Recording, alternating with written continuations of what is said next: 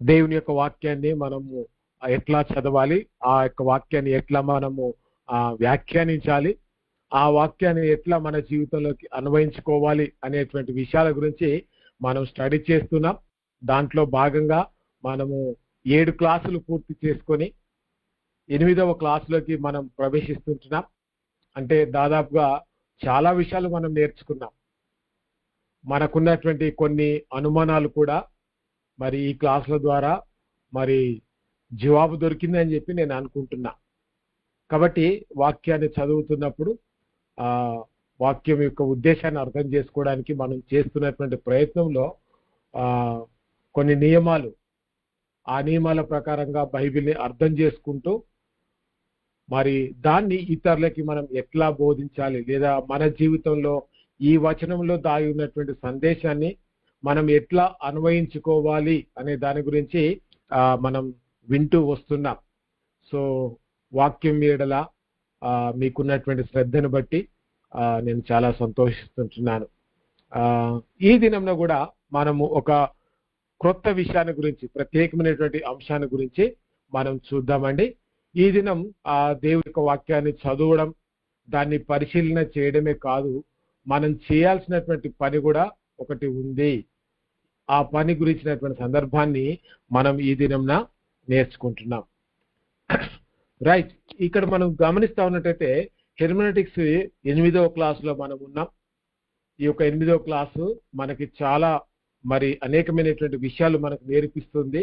కాబట్టి శ్రద్ధతో కాస్త మనము ఆసక్తి కలిగి ఈ యొక్క క్లాసుని మనం వింటూ మరి వాక్యాన్ని నేర్చుకునేటువంటి ప్రయత్నం మనమందరం కూడా చేద్దామండి. ఈ దినంలో మనము సమకాలీన అన్వయం, అంటే పాత చరిత్రలో జరిగినటువంటి, గతంలో జరిగినటువంటి ఆ చరిత్రలో నుంచి ఇప్పుడు మనం ఆ ఒక వాక్యాన్ని ఎట్లా అన్వయించుకోవాలి. ఇప్పుడు పాత కాలంలో జరిగినటువంటి సంఘటన, అందులో దేవుడిచ్చినటువంటి ఆజ్ఞ, అక్కడ ఉన్నటువంటి పరిస్థితులు, భౌగోళిక పరిస్థితులు కావచ్చు, చరిత్ర కావచ్చు, అక్కడ ఉన్నటువంటి కాలమాన పరిస్థితులను బట్టి దేవుడు వారికి ఇచ్చినటువంటి కొన్ని ఆజ్ఞలు, కొన్ని హెచ్చరికలు, వాటిని ఈనాటి కాలానికి మనము ఎట్లా అన్వయించుకోవాలి, మన జీవితంలో వాటిని మనం ఎట్లా పాటించవచ్చు, మన జీవితంలో వాటిని మనము ఆ వచనాన్ని అర్థం చేసుకునేటువంటి విధానం, అర్థం చేసుకున్నటువంటి ఆ యొక్క మరి సందర్భాన్ని మన జీవితంలో మనం ఎట్లా అన్వయించుకోవాలి. ఈ అన్వయించుకోవడంలో కూడా వ్యక్తిగతమైనటువంటి అన్వయమా, లేదా సంఘంలో మనం దీన్ని అన్వయించుకోవచ్చా, లేదా సమాజంలో మనం చదువుతున్నటువంటి లేఖన భాగాన్ని అన్వయించుకోవచ్చా అనేది మనం చూస్తాం. కాబట్టి వాక్యము పదాలను పరిశీలించాలి అని మనం నేర్చుకున్నాం. ఆ పదాల వెనుక దాగినటువంటి వ్యాఖ్యానం, అంటే ఏమి అర్థమిస్తుంది, ఆ పదాలలో దాగినటువంటి దేవుని సందేశం ఏంటి అనేది మనం వెలికి తీసేటువంటి ప్రయత్నం చేస్తూ మనము 7 క్లాసులు మనం ముగించుకున్నాం. 8వ క్లాసులో మీరు గమనిస్తే ఆ నేర్చుకున్నటువంటి పదాలను గురించి ఏం తెలుసుకున్నామో అందులో నుంచి నేర్చుకున్నటువంటి అంశం, అంతేకాదు మరి వ్యాఖ్యానించేటువంటి క్రమంలో గ్రామరు, చరిత్ర, అక్కడ ఉన్నటువంటి మరి పరిస్థితులు అన్నీ కూడా చూడాలి, మరి సందర్భాన్ని కూడా మనం చూడాలి.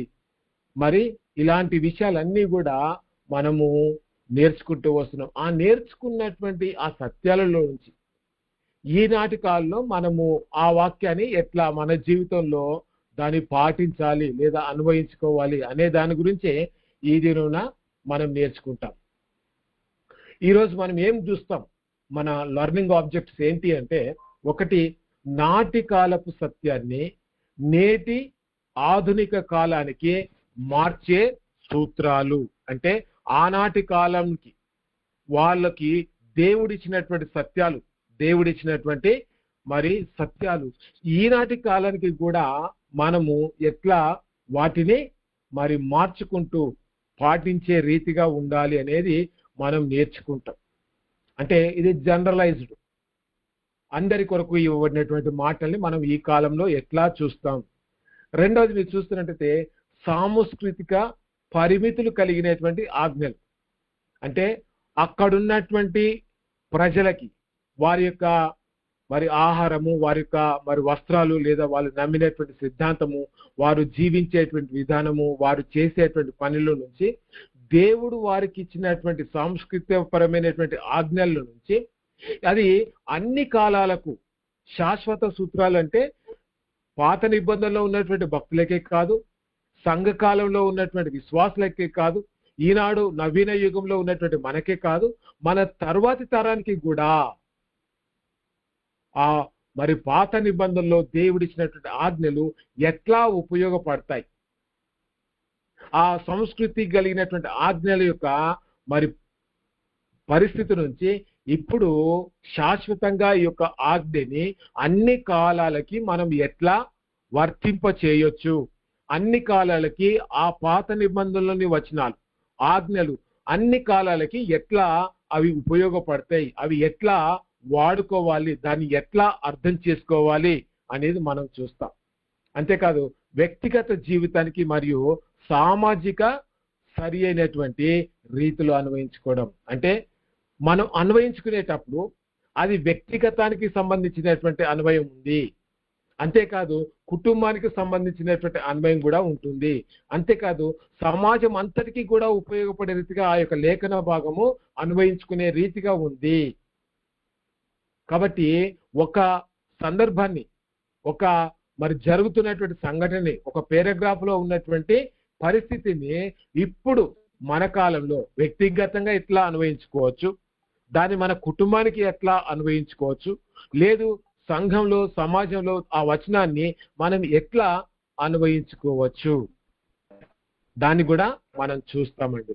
ఆ తర్వాత చివరిగా అన్వయంలో చేయకూడని పొరపాట్లు.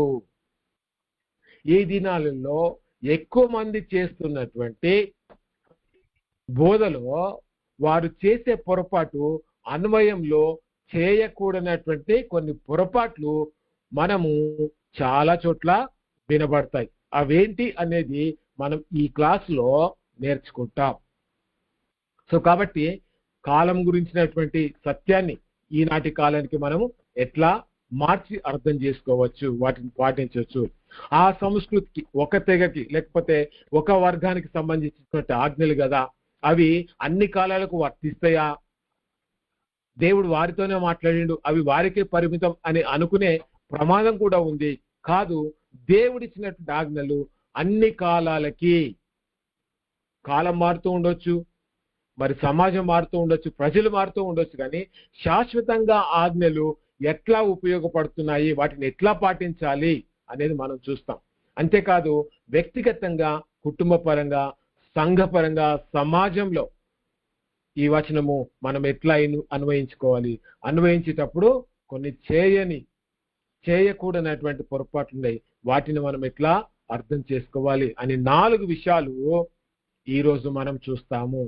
సో కాబట్టి మొట్టమొదటిగా ఆనాటి కాలపు సత్యాన్ని ఈనాటి కాలానికి, ఆధునిక కాలానికి మనము మార్చి వాటిని ఎట్లా అర్థం చేసుకోవాలి. ఇక్కడ చూస్తున్నట్టయితే మనకు ఒక ఫోటో కనిపిస్తా ఉన్నది. ఈయన పేరు స్కుడ్ డ్యూవెల్ అనేటువంటి ఆయన. ఈయన ఏమన్నాడంటే, ఇక్కడ చూస్తే లేఖనాల నుండి ఒక సూత్రాన్ని వెలికి తీసేటప్పుడు అది సరి అయినదా కాదా అని పరీక్షించడానికి ఈయన ఒక బైబిల్ పండితుడు అండి. స్కట్ డ్యూయల్ అనేటువంటి ఆయన 5 లక్షణాలు కలిగి ఉండాలి. అంటే ఒక సరి అయినటువంటి లేఖనాన్ని అర్థం చేసుకుంటూ దానికి ఉన్నటువంటి నియమాలు, నిబంధనల్ని మనం పరీక్షించడానికి, అది మన జీవితంలో ఎట్లా అన్వయింపబడుతుంది అని అర్థం చేసుకోవడానికి కొన్ని లక్షణాలు దానికి, ఆ యొక్క లేఖనానికి ఉండాలి అని చెప్పి ఆయన చెప్పాడు. ఏంటి అనేది మనం చూస్తే, మొట్టమొదటిగా మనం చదువుతున్నటువంటి సందర్భం, మనం చదువుతున్నటువంటి లేఖనంలో అది సందర్భోచితంగా ఉండాలి.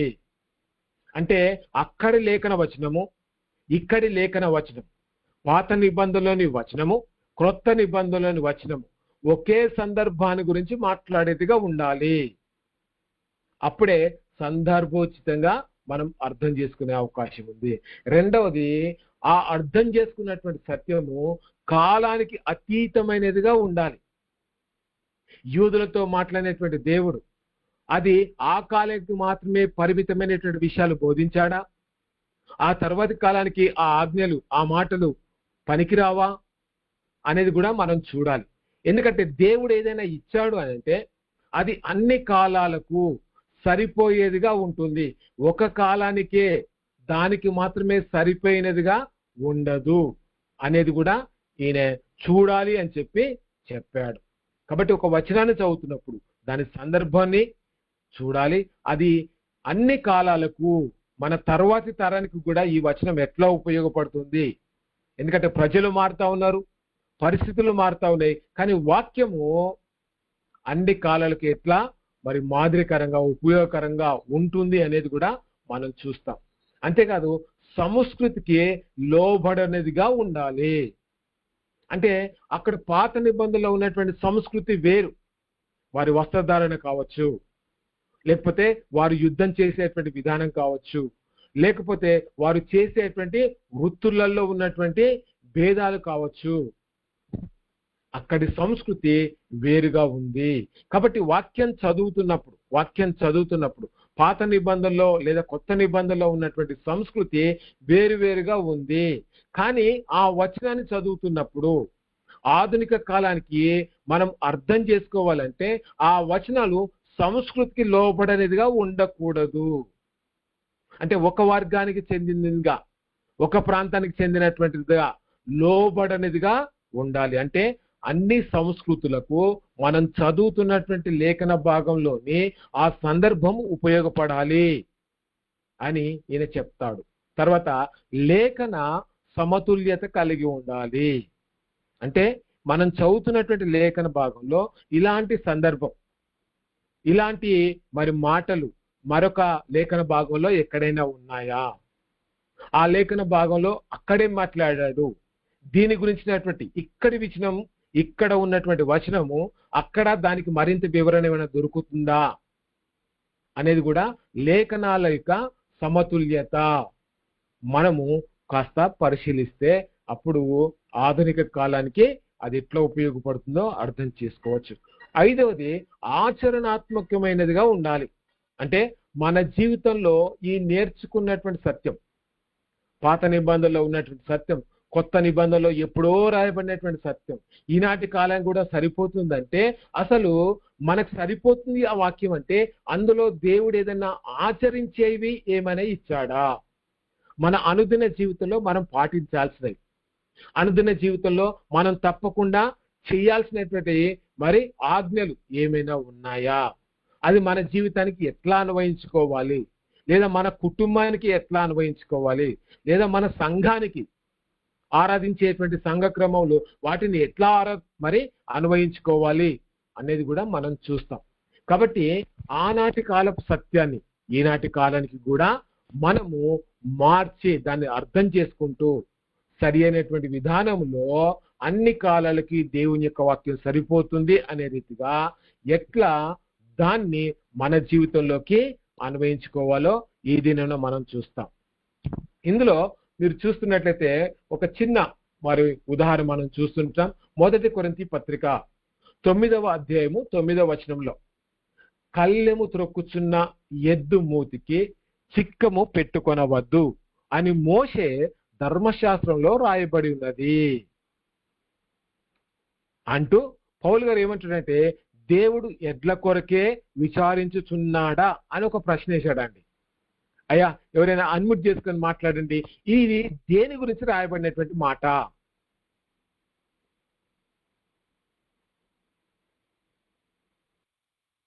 సేవ గురించి అయ్యా, పరిచర్య గురించి. అయ్యా సేవ ఎవరైతే సేవకులు పరిచారకులు చేస్తున్నారో వారికి ఇవ్వాల్సిన కానుకలు దాని గురించి మాట్లాడుతున్నమాట. అవునండి, అవునండి. ఇంకా పేసలాడండి మంద పాలు తాగు అని కూడా చెప్పాడు. అవునండి, కరెక్ట్. ఇంకా పనివాడు జీతానికి పాత్రుడు అని అన్నాడు. ఎస్, అవునండి, అవునండి, కరెక్ట్. ఇంకా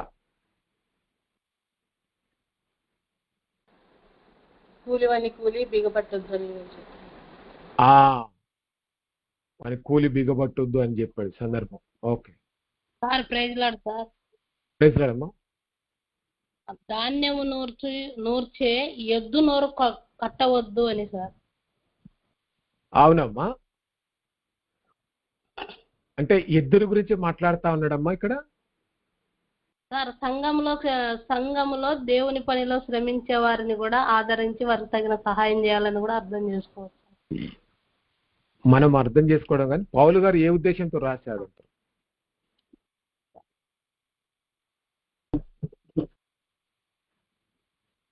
ఇక మాట్లాడుతుంది సార్ ప్రైజ్ లాడ్ సార్. అమ్మ ప్రైజ్లాడమ్మా. పౌలు గారు డైరెక్ట్ గా మనల్నే ఉద్దేశించి ప్రీచింగ్ వాళ్ళని ఉద్దేశించి చెప్తూ ఉన్నటువంటి మాట, ఎవరైతే దేవుని సేవ చేస్తున్నారో ఇది ఎద్దులకు పశువులకు సంబంధించింది కాదు. He's talking directly to us. Okay okay. Brother praise lord. తన మందిరంలో సమృద్ధి అయిన ఆహారం ఉండవాలని ఉన్నానండి. వందనాలు, చెప్పండి. అక్కడ ఏమంటే దేవుని సేవ చేస్తున్న వారు ప్రభు పిల్లలు ఇచ్చినటువంటి కానుకలను దాన్ని తీసుకొని వాడుకోవచ్చు వాళ్ళ సేవలో, లేదా వాళ్ళ కొరకు కూడా వాడుకోవచ్చు. అంటే వాళ్ళ కుటుంబ అక్కర కొరకు, ఎస్, వాళ్ళ కుటుంబ అక్కర కొరకు వాడుకోవచ్చు. ఎడ్ల కొరకే చింతించట్లేదు. ఎడ్లంటే అక్కడ మన గురించి చెప్పబడతా ఉంది కాబట్టి దేవుని సేవ చేసేవాడు దేవుని సేవకి ఇచ్చిన పని సొమ్మును యథార్థంగా వాడుకోవచ్చు. Okay okay, thank you. ఇంకా సంఘంలో ఎవరు కూడా ఆకలి కొని ఉండకూడదు. ఆకలి కొనకూడదనా? Okay okay. ఎద్దుకు చిక్క వేసినప్పుడు ఆకలి కొని ఉంటుంది కదా పని చేస్తూ. అవునండి, కరెక్ట్ కరెక్ట్. ఓకే, ప్రైజ్లాడమ్మా. అంటే ఇప్పుడు తను సేవ చేస్తున్నాడు కాబట్టి సేవకు వచ్చిన అమౌంట్ ని వాడుకోవచ్చు. ఎందుకంటే ఎవడైనా తన సొంత ఖర్చు పెట్టుకుని దండులో కొలువు చేయనని చెప్తూ పై వచనాలలో మాట్లాడుతున్నాడు. అంటే ఇప్పుడు దీన్నే అదునుగా తీసుకొని సేవకులు చాలా మంది డబ్బులు ఇవ్వండి ఇవ్వండి అన్నట్టు అడుగుతారు. అట్లా వక్రీకరించుకున్నారు. అట్లా కాదు, కానీ వచ్చే వాటిని సేవకులు కూడా ఉపయోగించుకోవచ్చు. సంఘ అవసరాలు పోను సేవకుడు కూడా ఉపయోగించుకోవచ్చు అని చెప్పారని నేను అనుకుంటున్నాను సార్. ఓకే ఓకే, రైట్ అండి. ఇంకా ఉన్నారండి? ప్రైజ్లాడండి సార్. అక్కడ ఏం చెప్తున్నారు? కళ్ళము త్రొక్కుచున్న ఎద్దు మూతికి చిక్కము పెట్టవద్దు. అవును, ఎందుకు అని అంటే సార్, ఇక్కడ కళ్ళం తొక్కుతున్నప్పుడు ఆల్రెడీ కళ్ళం అనే దాంట్లో ధాన్యము అది అంతా ఉంటుంది. అవును, దాని మూతికి చిక్కం పెట్టినప్పుడు ఏంటంటే అది తినలేదు కదా, కానీ దానిని తినకండి అన్నట్టుగా అది వివరణ. ఇప్పుడు నా ప్రకారం ఏంటంటే పరిచర్య చేస్తున్నటువంటి పరిచారకులు కానీ లేదంటే ఎవరైనా పరిచర్యం చేస్తున్న వారు మన యొక్క కానుకలను వాళ్ళని తీసుకొనివ్వండి అనే అర్థం వస్తుందనేది నేను అనుకుంటున్నాను brother. Okay okay, praise Lord sir. ప్రైజ్లాడండి. ఇప్పుడు దేవుని సేవ చేసేవారు, సువార్త ప్రకటించేవారు, సంఘానికి ఆత్మీయంగా శ్రమించే వారి యొక్క బాధ్యత సంఘం పైనే ఉందనేది ఒకటి వివరణ ఇవ్వడానికి చెప్పినట్లుగా అనిపిస్తుంది సార్. అవునండి, జీవనాధారము సంఘమే చూసుకోవాలి వాళ్ళదని తెలియపరచడానికే చెప్పినట్లున్నారు sir. Okay okay, right, thank you. ఇంకా ఇక్కడ అంటే సేవకుడు కేవలం సంఘం మీద ఆధారపడి బ్రతికే పరిస్థితి కూడా ఉంటుంది. కానీ విశ్వాసులకు ఎలా ఉంటుందంటే డబ్బు కోసమే సేవ చేస్తున్నాడు అనే విధంగా ఆలోచించి కొంతమంది ఇవ్వని పరిస్థితి ఉంటుంది. ఎవరెవరికో పంపిస్తూ ఉంటారు. బాగా ఉన్నతమైన స్థితిలో ఉన్న సేవకులకి, లేకపోతే టీవీలో వాక్యం విన్న వాళ్ళకి పంపిస్తారు తప్ప తన సొంత సంఘానికి సేవకుడికి మాత్రం ఇవ్వరు. అందుకోసమే ఈ మాట అన్నారేమో అనిపిస్తుంది సార్. ఎవరైతే బాగా భారంగా సేవ చేస్తున్నారో అలాంటి వారిని ప్రోత్సహించడం మంచిది కదా, అందుకోసమే మాట అన్నారు. అవును, ఓకే ఓకే ఓకే. ఇంకా ఉన్నారా సార్? ప్రైజ్లాడండి. ప్రైజ్లాడండి. కళ్ళం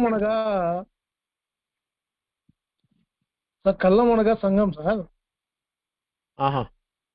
సంఘ కాపరి తన ప్రకారము తన తోచిన ప్రకారం సంఘాన్ని నడిపించడానికి కానీ సంఘాన్ని ఒక క్రమ పద్ధతిలో పెట్టడానికి కానీ ఆలోచన ఉండొచ్చు. బట్ అడగకుండా కానీ అతన్ని ఏమన్నా తప్పుపట్టడం కానీ చేయకూడదనే ఉద్దేశం అని అనుకుంటున్నాను సార్. ఆహా, అంటే అడగడం అంటే చికెన్ పెట్టామంటే అడగించడం కదా సార్. ఓకే ఓకే మరొకరు మాట్లాడు.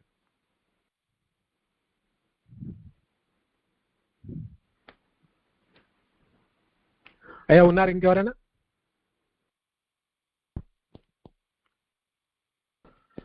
థ్యాంక్ యూ అండి, మీరు అందరు కూడా స్పందించారు, చాలా సంతోషం. మీ అభిప్రాయాలు, దేవుడు మీకు ఇచ్చినటువంటి తలంపులు పంచుకోవడం అనేది చాలా మంచి విషయం. మనం నేర్చుకుంటున్నామండి ఇక్కడ, ఇది దేవుని యొక్క వాక్యం.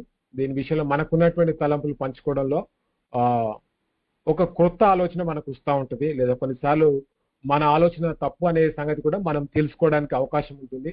సో కాబట్టి ఇది దేవుని యొక్క వాక్యం, అది మనం అర్థం చేసుకోవాలి. దయచేసి అందరూ మాట్లాడండి, రెస్పాండ్ కాండి ప్లీజ్. రెస్పాండ్ అయినటువంటి వారికి ప్రత్యేకమైనటువంటి వందనాలు నేను తెలియజేసుకుంటున్నాను. రైట్, ఇక్కడ మీరు గమనిస్తా ఉన్నట్టయితే ఇది పాత నిబంధనలో ఉన్నటువంటి లేఖన భాగం, దాన్ని పౌలు గారు ఎత్తిపడుతూ ఇక్కడ రాస్తున్నాడు. పాత నిబంధనలో ఉన్నటువంటి సంస్కృతి మీరు గమనిస్తే ఇదే మాట ద్వితీయోపదేశకాండం 25వ అధ్యాయము 4వ వచనంలో, నూర్చుచున్న ఎద్దుకు మూతి కట్టకూడదు అనే మాట మరి పౌలు గారు దీన్నే ఎత్తిపడుతూ ఆయన ఇక్కడ రాస్తున్నట్టుగా మనం చూస్తున్నాం. ఈ వచనాన్ని ఈనాటి కాలానికి మనం ఎట్లా అర్థం చేసుకోవాలి అనేది మనం చూస్తే, ఇక్కడ మనం ఇంతకుముందు నేర్చుకున్నాం ఏంటి అంటే సందర్భాన్ని మనం తప్పకుండా చూడాలి. ప్రాచీన ఇశ్రాయేలుల వ్యవసాయ సంస్కృతిలో మనం చెప్పుకున్నాం కదండి, వాళ్ళ ప్రధాన వృత్తి వ్యవసాయము, ఆ తర్వాత పశువులు. ఈ యొక్క వ్యవసాయ సంస్కృతిలో ధాన్యాన్ని నూర్చేటప్పుడు ఎద్దులు రోజంతా కష్టపడి పనిచేసేవి. ఆ సమయంలో అవి తమ కష్టానికి ప్రతిఫలంగా క్రింద ఉన్న ధాన్యాన్ని కొద్దిగా తినడానికి అనుమతించాలి. ఎందుకంటే అవి కష్టపడుతున్నాయి, అవి పని చేస్తున్నాయి కాబట్టి వాటికి తప్పకుండా ఆ యొక్క ధాన్యంలో కొంత తినడానికి అనుమతించాలి. వాటి నోరు కట్టేసి హింసింపకూడదు అనేది దేవుడు ఇచ్చినటువంటి ఒక మానవీయ చట్టం. అంటే ఒక మానవత్వంతో ఒక పశువు విషయంలో అది కష్టపడుతుంది కాబట్టి ఆ కష్టానికి ప్రతిఫలంగా దానికి తినడానికి కొంత అనుమతి మనం ఇవ్వాలి అని చెప్పి ఇక్కడ ఉన్నటువంటి సందర్భాన్ని మనం చూస్తూ ఉంటున్నాం. అయితే ఇక్కడ చూస్తూ ఉన్నట్లయితే ఒక ప్రాముఖ్యమైనటువంటి సత్యాన్ని చూస్తుంటాం. ఏంటి అంటే పౌలు గారు ఒక గొప్ప ఆత్మీయ సూత్రాన్ని ఆయన చెప్తా ఉన్నాడు. ఏంటి అంటే ఈ వచనంలో కేవలము జంతువుల సంరక్షణ కోసమే మాత్రమే కాదు, సందర్భం జంతువులు అయినప్పటికీ కూడా పౌలు గారు దాన్ని ఎత్తిపడుతూ ఆ పాత నిబంధనలో ఉన్నటువంటి లేఖనాన్ని, ఆ ఉద్దేశాన్ని, ఆ సందర్భాన్ని ఎత్తిపడుతూ ఏం చేస్తున్నాడంటే ఇక్కడ చూస్తున్నట్టయితే దేవుడు చెప్పలేదని స్పష్టం చేశాడు. అంటే జంతువుల కోసమే చెప్పలేదు ఆ యొక్క సంరక్షణ అనేది. దీని వెనక ఉన్నటువంటి అసలైన ఆత్మీయ సూత్రం ఏంటి అనేది కూడా పౌలు గారు వివరించే ప్రయత్నం చేశాడు. కష్టపడే ప్రతి వ్యక్తికి మరి ఆ ప్రతిఫలం అనేది ఆయనకు ఖచ్చితంగా దక్కాలి. కష్టపడేటువంటి వాడు ప్రతిఫలానికి అర్హుడు. కాబట్టి ఇక్కడ దేవుడు ఎద్దుల కొరకు చింతించుచున్నాడా, సమస్తమును మన కొరకే చెప్పుచున్నాడు కదా. 1 కొరింథీ 9:9 వచనం 10వ వచనం చూస్తుంటాం. అంటే ఏంటి ఇక్కడ సందర్భము పాత నిబంధనలో ఉంది, కానీ దాని యొక్క ప్రాముఖ్యమైనటువంటి ఉద్దేశం, అందులో ఉన్నటువంటి ఆత్మ సంబంధమైన అర్థాన్ని మనం చూస్తే అక్కడ కష్టపడుతున్నటువంటి ఆ ఎద్దుకి కొంత ధాన్యము తినే హక్కు ఉంది అని దేవుడు ద్వితీయోపదేశకాండంలో చెప్పాడు. దాన్ని పౌలు గారు ఎత్తిపడుతూ ఏం చేస్తున్నాడంటే క్రొత్త నిబంధనలో ముఖ్యంగా సంఘ విషయాలకు వచ్చేసరికి భౌతికమైనటువంటి పనులైనా లేదా ఆత్మీయ పరిచర్యకైనా కష్టపడే ప్రతి ఒక్కరికి వారి జీవనోపాధి పొందే హక్కు ఖచ్చితంగా ఉంటుంది. ఎందుకంటే మరి వాళ్ళే విత్తేటువంటి వారు, కోసేటువంటి వారు ఇద్దరు కూడా ఆశతోనే పని చేస్తారు. విత్తేటువంటి వాడు తప్పకుండా ఒకరోజు ఈ పంట నా చేతికి వస్తుంది అనే నమ్మకంతో తన పంటని విత్తుతాడండి.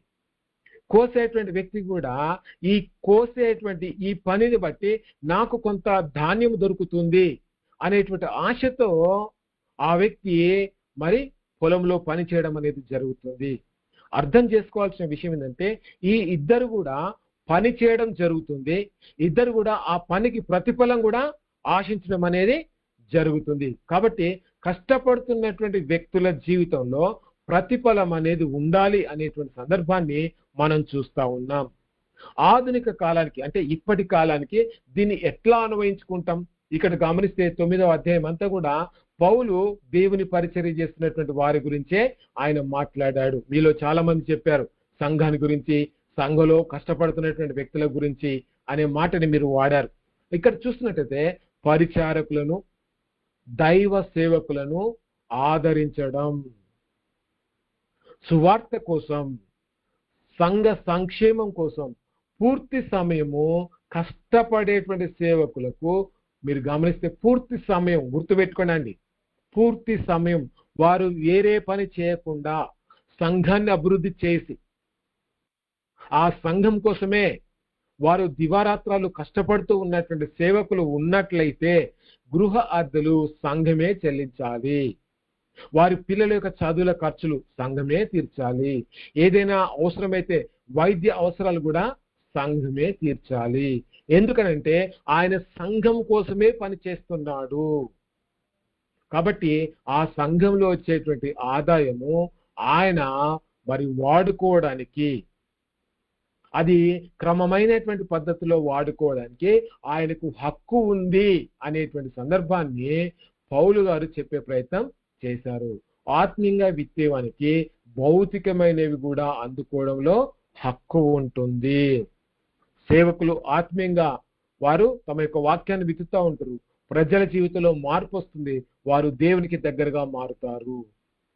అలా మార్చబడినటువంటి వ్యక్తులు వారు సంఘంలో ఇచ్చేటువంటి మరి అన్ని దాంట్లలో మరి సంఘ కాపరికి భౌతికమైనటువంటి హక్కు ఆయనకి ఉంటుంది అనేది మనం అర్థం చేసుకోవాలి. అంతేకాదు మీరు గమనిస్తూ ఉంటే ఇక్కడ ఏంటి చివరిగా అంటే ద కోరల్ బ్రిడ్జ్ మనం గమనిస్తూ ఉంటే ముఖ్యమైనటువంటి విషయం ఏంటి అని అర్థం చేసుకుంటే ఈనాటి కాలం అది పాత నిబంధనలో ఉంది, కొత్త నిబంధనలో కూడా ఉంది. కొత్త నిబంధన బయట మీరు గమనిస్తూ ఉన్నట్టయితే చాలా సంవత్సరాల తర్వాత మనం ఉన్నాం. బాహ్యమైనటువంటి సంస్కృతి మారుతూ ఉండొచ్చు. పాత నిబంధన సంస్కృతి వేరు, ఆ కల్చర్ వేరు, కొత్త నిబంధన సంస్కృతి వేరు, ఆనాటి కొరింథీ పత్రిక కల్చర్ వేరు, కానీ ఈనాటి కల్చర్ వేరుగా ఉంది. కల్చర్ వేరుగా ఉండొచ్చు, మారవచ్చు, కానీ నాటి కాలంలోని ఎద్దులు నూర్చడం అంటే నేడు కూడా ఆఫీసులు మనం చేసేటువంటి ప్రాజెక్టులు లేదా దేవుని వాక్యంలోని ఆంతర్య సూత్రం ఆ ప్రిన్సిపల్ అనేది ఎప్పటికీ మారదండి. కష్టపడేటువంటి వ్యక్తికి తన కష్టాన్ని బట్టి ప్రతిఫలాన్ని ఆశించవచ్చు అనే ఆ ఆంతర్య సూత్రం అది ఎప్పటికీ మారదండి. దేవుడు ఏ ఉద్దేశంతోనైతే ఆ మాటని మాట్లాడాడో ఆ మాటలో ఉన్నటువంటి మరి దైవికమైనటువంటి సూత్రం, కష్టపడే వ్యక్తికి ప్రతిఫలం దక్కాలి అనేటువంటి ఆ సూత్రము కాలం మారుతూ ఉండొచ్చు, కానీ అది ఆ సూత్రం అనేది అన్ని కాలాలకు అన్ని సంస్కృతిలో ఉన్నటువంటి ప్రజలకు అది ఎప్పటికీ ఒకేలాగా వర్తిస్తుంది. దాంట్లో అంటే ఆ యొక్క ఆత్మీయ సూత్రంలో ఎటువంటి మార్పు ఉండదు అనేది మనం అర్థం చేసుకోవాలి. శ్రమించే ప్రతి ప్రాణికి ప్రతిఫలం దక్కాలనేది నేటి పాత నిబంధన చట్టం వెనుక ఉన్న నేటి ఆధునిక సత్యం. ఆనాడు పాత నిబంధన చట్టంలో ఉన్నటువంటి మరి ఆ చట్టం వెనుక ఉన్నటువంటి ఆ యొక్క ఆత్మీయ అర్థము దాన్ని మనం అర్థం చేసుకోవాలి. పాత నిబంధనలో సందర్భం మరి అక్కడ నూర్చేటువంటి ఎద్దు, కొత్త నిబంధనలో సేవకులు. ఈనాడు కూడా మరి మన వ్యక్తిగత జీవితంలో లేదా మరి సంఘంలో ఉన్నటువంటి పరిస్థితులను బట్టి సంఘ కాపరికి దీన్ని మనం వర్తించి మరి సంఘం సేవకుని యొక్క అవసరాలు తీర్చాలి అనేది మనము ఈ యొక్క మోడర్న్ కాలంలో దీన్ని అప్లికేషన్ అంటే అన్వయంలోకి తీసుకోవచ్చు.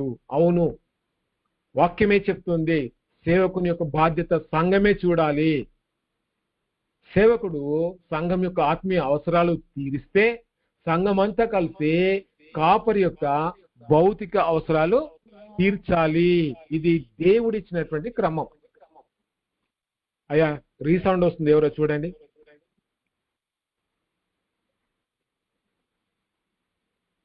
సో కాబట్టి ఇచ్చినటువంటి ఆజ్ఞ దాని యొక్క మరి కాలం మీరు గమనించాలి. అదే రీతిగా మరి ఆనాటి కాలంలో దేవుడు ఇచ్చినటువంటి ఆజ్ఞల వెనుక ఉన్నటువంటి ఆ యొక్క మరి మోరల్లా అందరికీ అన్ని కాలాలకు ఉపయోగపడేటువంటి ఆత్మీయ సత్యాన్ని మనం తెలుసుకోవాలి. అది అన్ని కాలాలకు ఎట్లా ఉపయోగపడుతుంది అనేది కూడా మనం గమనించాలి. ఆ తర్వాత చూస్తున్నట్లయితే సాంస్కృతిక పరిమితులు కలిగినటువంటి ఆజ్ఞలు, అంటే ఒక వర్గానికే లేదా ఒక జాతి ప్రజలకే, ఆ సంస్కృతిలో బ్రతుకుతున్నటువంటి ఆ ప్రజలకే ఆజ్ఞలు ఇచ్చాడేమో అనిపిస్తుంది. కానీ దాని వెనక శాశ్వత సూత్రాల నుంచి వేరు చేయడం, ఆ ఆజ్ఞల్ని మనం ఎట్లా అర్థం చేసుకోవాలి చూస్తే అది ఒకే కల్చర్, ఆ కల్చర్కే పరిమితమైందా అనేటువంటి ఆజ్ఞ ఉంటుంది. కానీ శాశ్వత సూత్రం అది ఎన్నటికీ కూడా మారనటువంటి మరి వర్తించేటువంటి మరి ఆజ్ఞగా ఎట్లా మారుతుందని చూద్దాం. బైబిల్లో ఆజ్ఞ లేదా నియమం కేవలము ఆనాటి కాలపు సంస్కృతికే పరిమితమా, అన్ని కాలకు వర్తించే సార్వత్రిక సత్యమా, అది తేల్చడానికి వేదాంత శాస్త్రంలో ముఖ్యమైనటువంటి పరీక్ష ఉంది. ఏంటి ఆ పరీక్ష అంటే సాంస్కృతిక స్థిరత్వ పరీక్ష, కల్చరల్ ట్రాన్సెండెంట్ టెస్ట్. ఈ యొక్క ఆజ్ఞ లేక కేవలము ఒక నిర్దిష్ట సమాజంలోని సమస్యను పరిష్కరించడానికి ఇవ్వబడిందా, లేదా బైబిల్లో వివిధ కాలాల్లో వివిధ సంస్కృతుల్లో కూడా స్థిరంగా ఈ యొక్క ఆజ్ఞ కొనసాగిందా లేదా అనేది మనం పరీక్షించాలి.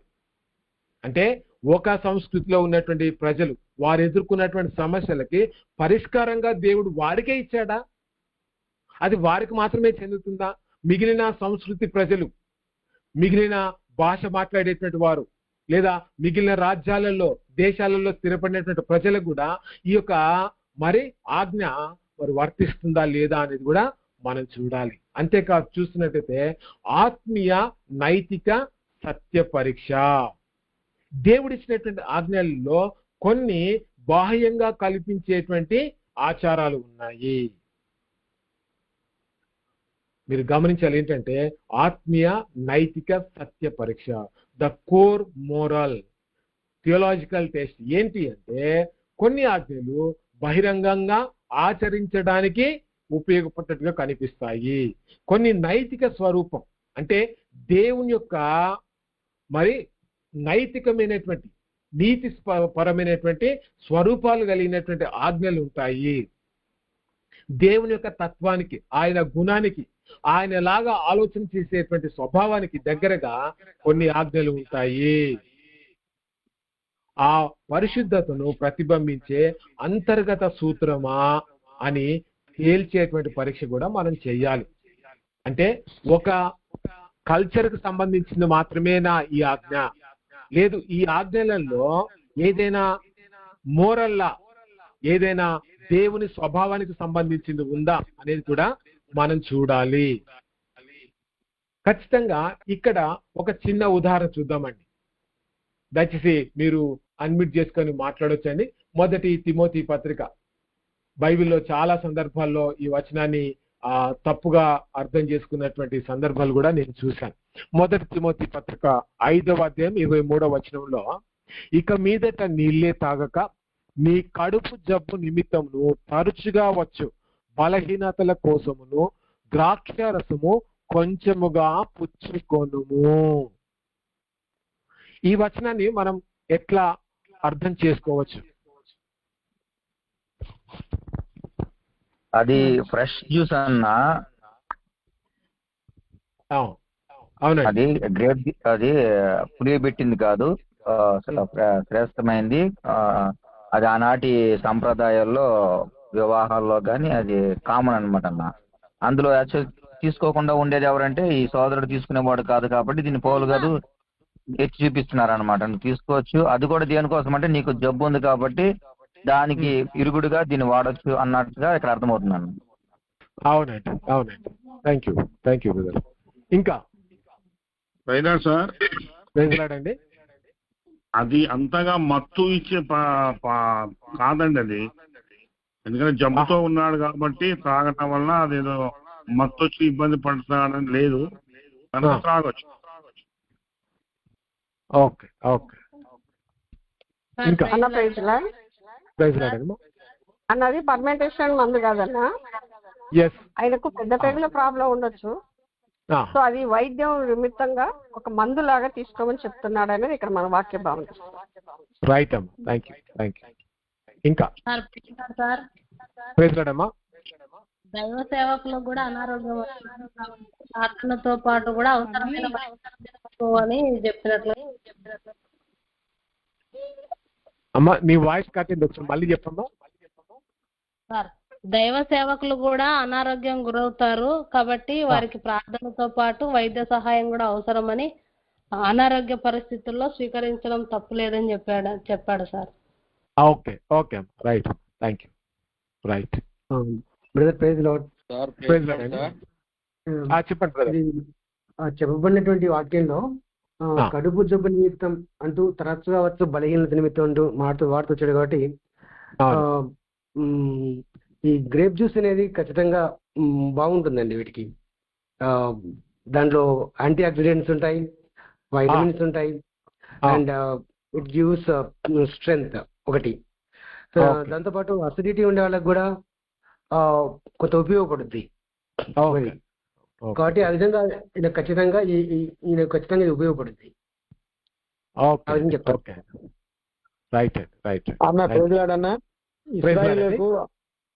ఇస్రాయిలకు ఆహారంలో ఒక భాగం అన్న కానా విందులో ప్రభు కూడా చేసిస్తాడు కదా ద్రాక్షారసం. విందులో ఆహారంలో కూడా ఒక భాగం ద్రాక్షారసం వాళ్ళకి. ఓకే అండి. సార్ ప్రైజ్లాడమ్మా. మేబీ అతనికి వాటర్ వల్ల ఆ ప్రాబ్లం వస్తుందేమో, అందుకని నువ్వు కొంచెం అందులో కలుపుకొని అక్కడ కొంచెం అనే మాటను ఉపయోగించాడు. అట్లా తాగడం నాటి రోజుల్లో సాధారణమైన అలవాటు కాబట్టి నువ్వు తాగే నీళ్ళు ఎక్కువగా నీళ్ళు కాకుండా కొంచెం ద్రాక్షరసం కూడా తీసుకో, తగ్గిపోతుంది అన్నట్టు చెప్పారు. ఓకే అండి. రైట్ అమ్మా. ఇంకా ఉన్నారండి? అంటే అది ఆచరణాత్మకంగా ఆచరణాత్మక ఆల్కహాల్ కాకుండా లైక్ సిరప్ లాగా ఒక సిప్ అన్నట్టుగా అనుకుంటున్నాను. ఎందుకంటే హిత్యాకు కూడా మరణకరమైన రోగం వచ్చినప్పుడు యెషయా ద్వారా ద్రాక్ష పండ్ల ముద్ద తీసుకొచ్చి పెడతారు కదా, అట్లా టైప్ ఆఫ్ మెడికేషన్ కావచ్చు.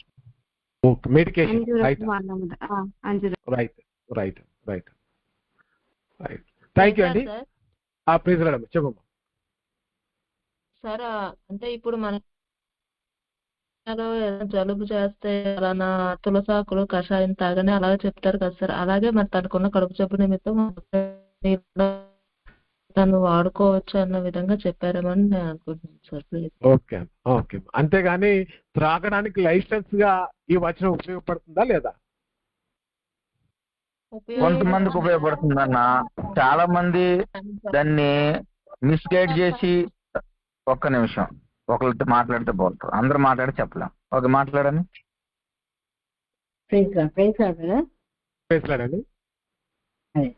అది దాన్ని ఆధారం చేసుకొని దాన్ని మిస్ ఇంటర్ప్రిట్ చేసుకోవడం కాదు, కానీ that should be taken as a medication what other sister side. అంతేగాని ఇలా అన్నాడు కదా అనేసి ఇప్పుడు కూడా మనము పీపాల్ మందులు తాగమని కాదు. సో మనం దాన్ని అన్వయించుకుంటూ దాన్ని రాంగ్ గా దాన్ని మనం తీసుకోకూడదు, అది రాంగ్ చేసుకోకూడదు, దాన్ని ఇంకా గ్రాంటెడ్ అని తీసుకోకూడదు, అది తప్పు. Anybody says like that's absolutely wrong.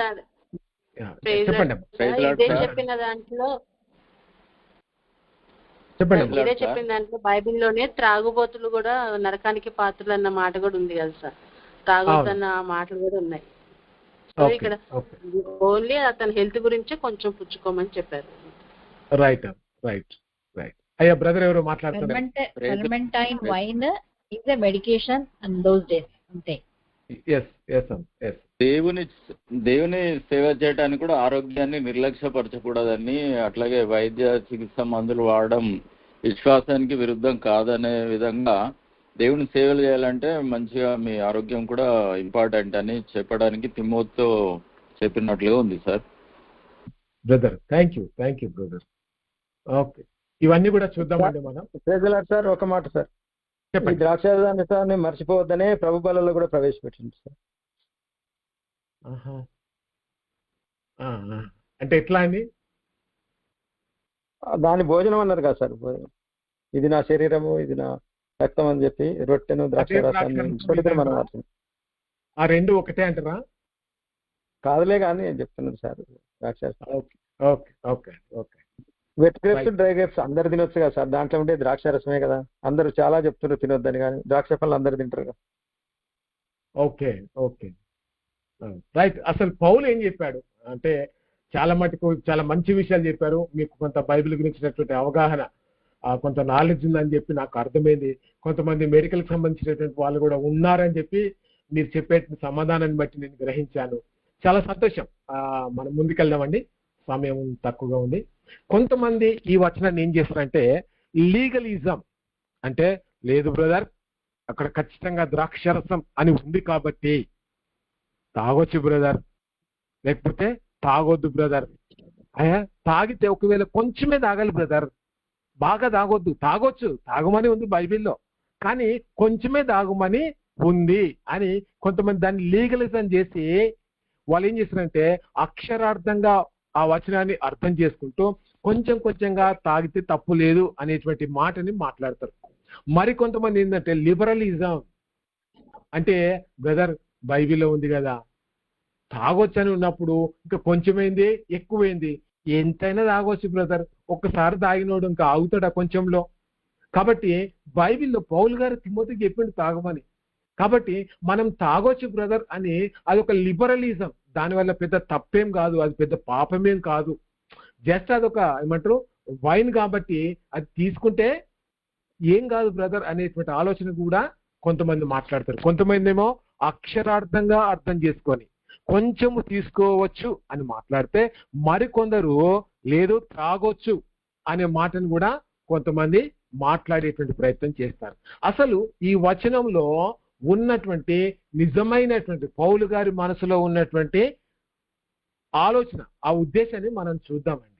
ఆ ఉద్దేశాన్ని మనం అర్థం చేసుకోవడానికి ప్రయత్నం చేద్దాం.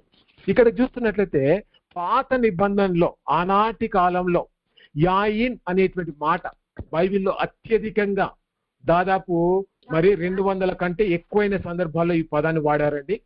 బైబిల్లో అత్యధికంగా వాడబడినటువంటి హిబ్రూ పదం ఇది. ఈ పదానికి మీరు చూస్తా ఉన్నట్లయితే అంటే ఇది ఏం చేస్తుంది అంటే, ఒక వ్యక్తి ఈ ద్రాక్షారసం పాత నిబంధనలో ఇంతకుముందు సిస్టర్ ఎవరు చెప్పారు ఫర్మెంటెడ్ వైన్ అని చెప్పి, అంటే అది ఏంటి అంటే అది మత్తు కలిగించేటువంటి ద్రాక్షారసం. దాంట్లో ఆల్కహాల్ లెవెల్ అనేది కొంచెం ఎక్కువగా ఉంటుంది. కాబట్టి మత్తు కలిగిస్తున్నటువంటి దాని గురించి పాత నిబంధనలో చాలా సందర్భాల్లో మనం చూసాం. ఎందుకనంటే పాత నిబంధనలో మీరు గమనిస్తా ఉన్నట్టయితే అక్కడ ఉన్నటువంటి యూదులు మీరు గమనించాలి, వారు సంచార జాతులుగా ఉన్నారు. వారు ఒక ప్రాంతం నుంచి ఒక ప్రాంతానికి ప్రయాణం చేస్తున్నటువంటి సందర్భాల్లో తాగడానికి నీళ్లు అంత అనుకూలంగా ఉండనటువంటి పరిస్థితులలో, ముఖ్యంగా సముద్రాల దగ్గర ఉన్నప్పుడు మనం నేను చెప్పుకున్నాం ఆ నీళ్లు తాగడానికి ఉపయోగపడవు అని చెప్పి. అలాంటి సందర్భాల్లో వారు ఎక్కువగా ఏం చేసేవారంటే ఈ యొక్క వైన్ అంటే బాగా మత్తు కలిగించేటువంటి ఆ యొక్క ద్రాక్షారసాన్ని వారు ఇప్పుడు మనం ఎట్లయితే మంచినీళ్లుగా తాగుతున్నామో, వారు భోజనం చేసేటప్పుడు లేదా వారికి సంతోషం కలిగిన సందర్భాల్లో లేదా ఏదైనా పండుగ ఆచరించే సమయంలో వాళ్ళు ఆ ద్రాక్షారసాన్ని సేవించడం అనేది అది వారికి అలవాటుగా ఉంది పాత నిబంధనలో. అందుకే వారు దేవాలయంలో కూడా ద్రాక్షారసం తీసుకొచ్చినట్టుగా మనం చాలా సందర్భాల్లో చూస్తాం. అంటే అదొక కల్చర్గా, అదొక వారి యొక్క ఆచారంగా వారు పాటించేటువంటి పద్ధతిగా మనం బైబిల్లో చూస్తాం. అది మత్తు కలిగించేటువంటిది. కానీ ఇక్కడ మీరు చూస్తున్నట్లయితే మీరు ప్రాచీన కాలంలో ముఖ్యంగా రోమలు తర్వాత గ్రీకు సామ్రాజ్యంలో అక్కడ ఉన్నటువంటి పరిస్థితి ఏంటంటే, మీరు పూర్తిగా శుద్ధంగా ఉండేది కాదు. ఇంతకుముందు ఎవరో చెప్పారు, బ్యాక్టీరియా వల్ల కడుపు నొప్పి, తర్వాత జబ్బులు వచ్చేవి. ద్రాక్షారసంలో ఉండేటువంటి యాంటీసెప్టిక్ గుణాలు ఏం చేస్తాయంటే ఆ నీటిని శుద్ధి చేయడానికి మరియు జీర్ణక్రియను మెరుగుపరచడానికి ఎంతో సహాయం చేస్తాయి. కంటే ఆ కాలంలో కొంతమంది, అంటే యేసుక్రీస్తు ప్రభు వారి కాలం తర్వాత పౌలు గారు బ్రతుకున్నటువంటి కాలంలో అక్కడ కొంతమంది వారు ఏం చేసేవారంటే వీటిని తమ పిల్లలకి ఒక యాంటీసెప్టిక్ గుణాలు కలిగినటువంటి ఒక ఔషధంగా వాడేటువంటి వారు. ఆ కల్చర్ కూడా ఉంది. అంటే బాగా మత్తు కలిగించి మనిషిని మరి స్పృహ కోల్పోయేటట్టుగా చేసేటువంటి కల్చర్ పాత నిబంధనలో ఉంటే, కొత్త నిబంధనకు వచ్చేసరికి జబ్బులు ఎక్కువైతున్నప్పుడు మనుషులు ఆ జబ్బుల నుంచి తమ ప్రాణాన్ని కాపాడుకోవడానికి ఒక యాంటీసెప్టిక్ యాసిడెంట్ గా దీన్ని వాడేటువంటి వారు. మనం గమనించాలి, ఔషధంగా ఇక్కడ కొత్త నిబంధన కాలంలో వాడుతున్నటువంటి సందర్భాన్ని మనం చూస్తా ఉన్నాం. చూస్తున్నట్లయితే ప్రివెంటివ్ హెల్త్ కేర్ అంటే ఒక జబ్బు రాకంటే ముందే, ఆ జబ్బు పెరగకంటే ముందే దాని విషయంలో మనం శ్రద్ధ తీసుకోవడం. అందుకే పౌలు దానికి ఒక మందులాగా, మెడిసిన్ లాగా, ఇక్కడ మీరు ఎవరో సిస్టర్ చెప్పారు ఇంతకుముందు, కొంచెము మాత్రమే. ఆ కొంచెంలో కూడా మీరు గమనిస్తూ ఉంటే ఇక్కడ వాడబడేటువంటి గ్రీకు పదం కూడా ఓయినోస్ అనేటువంటి పదంతో వాడారు. ఆ ఓయినస్ అనేటువంటి పదానికి అర్థం ఏంటంటే 4 వంతుల నీళ్లు కలిపినటువంటి ద్రాక్షారసము. అంటే ఆ ద్రాక్షారసము తక్కువగా ఉంటుంది, దాంట్లో నీళ్ల భాగం చాలా ఎక్కువగా ఉంటుంది. అది డైల్యూటెడ్ వైన్. కాబట్టి ఈ యొక్క డైల్యూటెడ్ ఆ వైన్ తీసుకుంటున్నప్పుడు దీనివల్ల కడుపు జబ్బులు తగ్గేవి, కానీ మత్తు ఎక్కేది కాదు. జాగ్రత్తగా గమనించాలండి.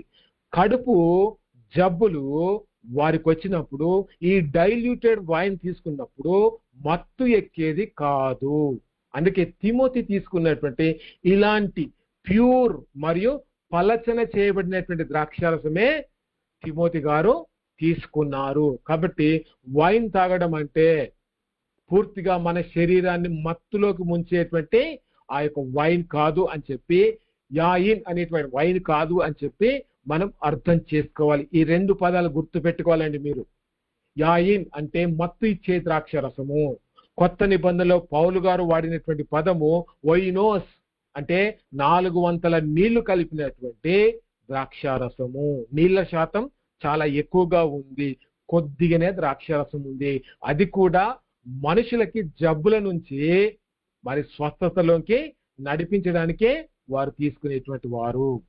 ఇక్కడ సరి అయినటువంటి ఆధునిక అన్వయం, మన క్లాస్ అంతా కూడా మన జీవితానికి అది ఎట్లా అన్వయించుకోవాలి అనేది. దేవుని పరిచర్య చేసేవారు తమ ఆహారపు అలవాట్లు, విశ్రాంతి, మందుల విషయంలో వైద్యుల సలహాలు పాటించడము దేవుని చిత్తానికి విరుద్ధం కాదు. ఒక బ్రదర్ చెప్పాడు ఇంతకుముందు.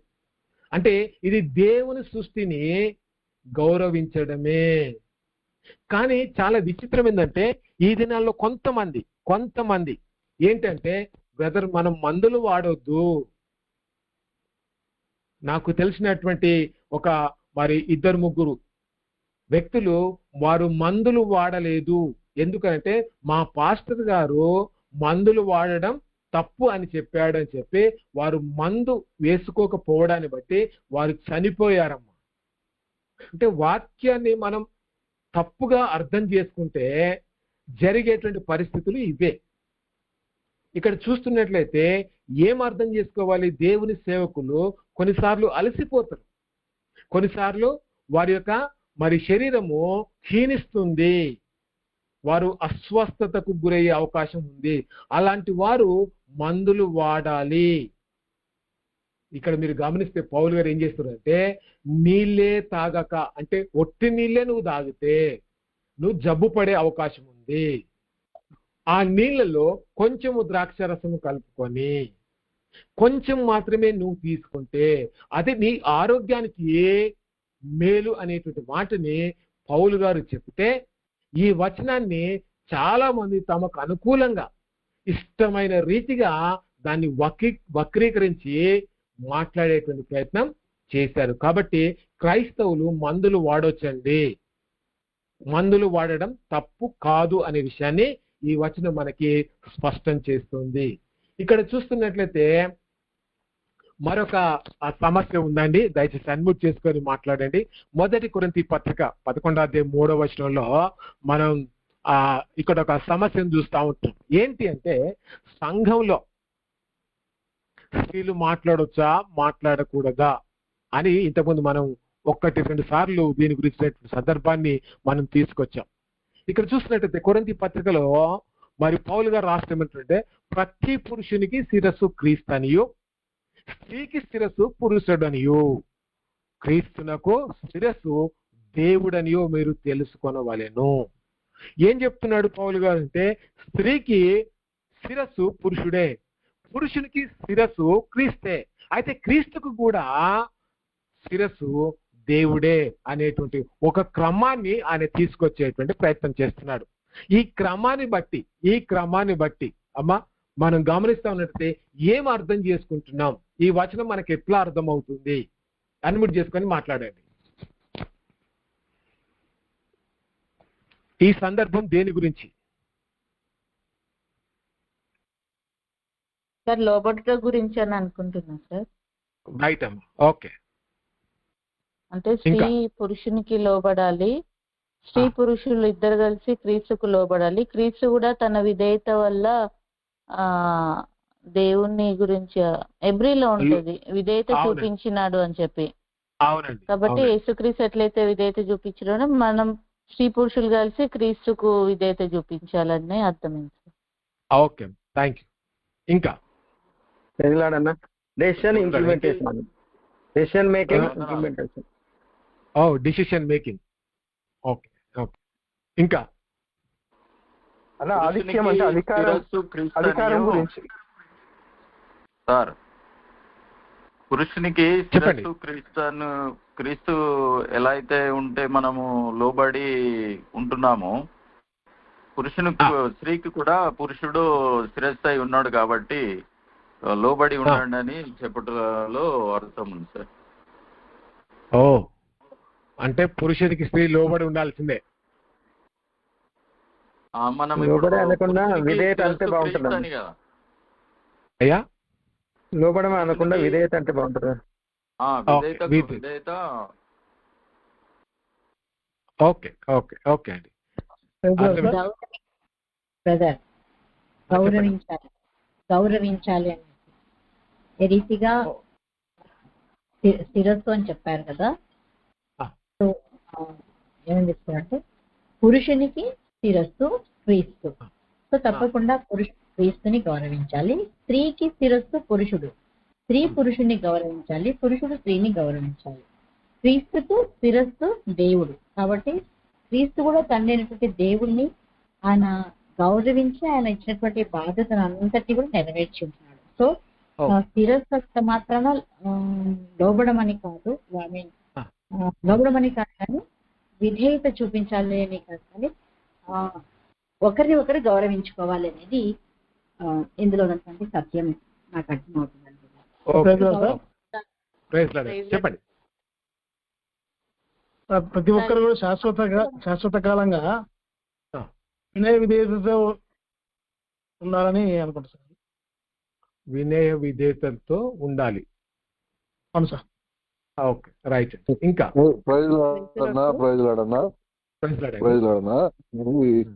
స్త్రీ ఆదాము నుంచి సృష్టించబడింది, ఎముక నుంచి. కాబట్టి లోబడాలి అనేది దేవుడిచ్చిన ఆజ్ఞ. పురుషుడు స్త్రీని ప్రేమించాలి అనేది దేవుడిచ్చిన ఆజ్ఞ. పురుషుడు ప్రేమిస్తాడు, స్త్రీ లోబడాలన్నా. పురుషుడు ప్రేమిస్తాడు, స్త్రీ లోబడాలి. ఓకే అండి, రైట్, థ్యాంక్ యూ. ఇంకా సార్ ఇరువురు గౌరవప్రదంగా ఉంటూ ఇద్దరిని గౌరవించుకుంటూ దేవుని పని చేస్తూ తన కుటుంబ వ్యవస్థలో వారి జీవితాలలో ఇరువురు గౌరవప్రదంగా ఉండాలి సార్. ఇరువురు గౌరవప్రదంగా ఉండాలి. ఎస్, అవునండి. ఓకే రైట్ అండి. వందనన్నా. చెప్పండి. లైక్ క్రీస్తు సంఘానికి శిరస్సు కదా సార్, కాబట్టి ప్రతి పురుషుని పైన ఒక క్రీస్తుకి అధికారం ఉంటుంది. ప్రతి పురుషునికి శిరస్సు అంటే అధికారం అని అర్థం ఇస్తున్నాను సార్. ఓకే. విధేయత చూపించడము. ఎవరు చూపించాలి? ఒకరి పట్ల ఒకరికి విధేయత చూపించడం, భార్యకు భర్త విధేయత చూపించడము. Okay, right. మీరు క్రీస్తు వారు అంటారు కదా అన్న, చిన్న మాట. రైట్, ఏం లేదన్న, ఒక సీక్వెన్స్ ని దేవుడు ఇక్కడ మనకు చూపిస్తున్నట్లుగా అర్థమవుతుందన్న. స్త్రీలు కానీ సీక్వెన్స్ కనపడుతుంది ఇక్కడ. ఒకరి నుంచి ఒకరు తప్ప ఇక్కడ తారతమ్యం ఏమీ కనపడతలేదు. స్త్రీలు తక్కువ, వారు లోబడాలన్న కానీ చెప్తలేదులే. కానీ మనకి దేవుడు ఇచ్చినటువంటి ఆ క్రమాన్ని స్త్రీలు, పురుషులు, దేవుడు, తండ్రి, అలా యేసుప్రభు క్రమం చూపిస్తూ అందరూ కూడా దేవునికే లోబడాలి అన్నట్లా కనబడుతుంది అన్న. Excellent, excellent, excellent. అదే సార్, ఇప్పుడు ఎఫ్ఎస్సి 5వ అధ్యాయం 21 నుంచి 25 వరకు ఉన్నాయి సార్. ఇవి క్రమం చూపిస్తుంది సార్. ఓకే, క్రమం చూపిస్తుంది. రైట్. ఇంకా ఉన్నారండి ఏదైనా కొంచెం డిఫరెంట్ గా ఆలోచన చేసేవాళ్ళు? Sir praise lord sir.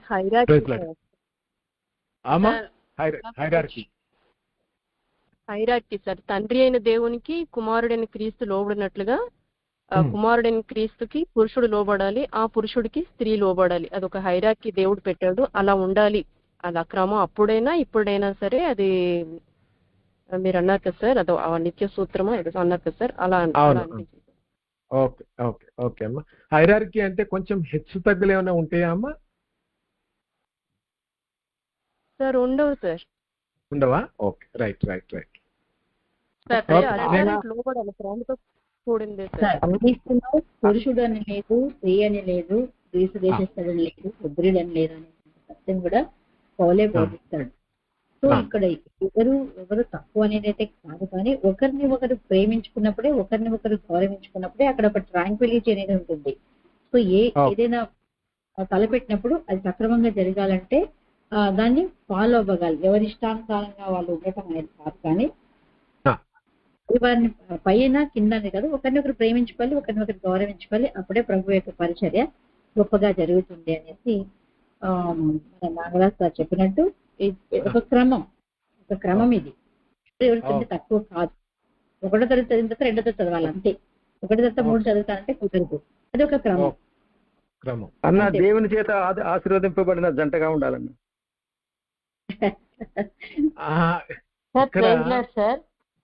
చెప్పండి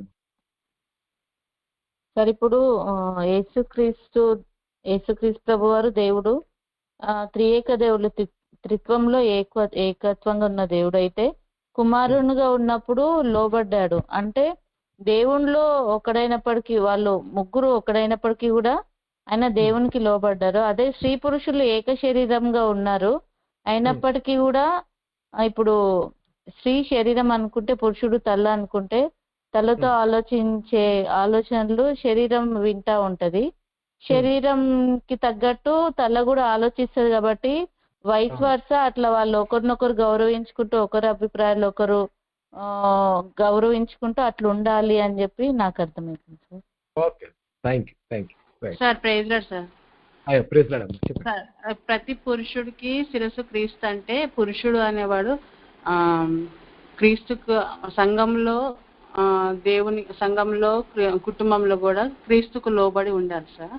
తర్వాత స్త్రీకి శిరస్సు పురుషుడు అంటే, పురుషుడు బాధ్యత కలిగి కుటుంబంలో ఒక నాయకుడిగా బాధ్యతగా వ్యవహరించే వ్యక్తిగా ఉండాలి. అంటే స్త్రీకి పురుషుడు శిరస్సు లాగా ఉండాలి.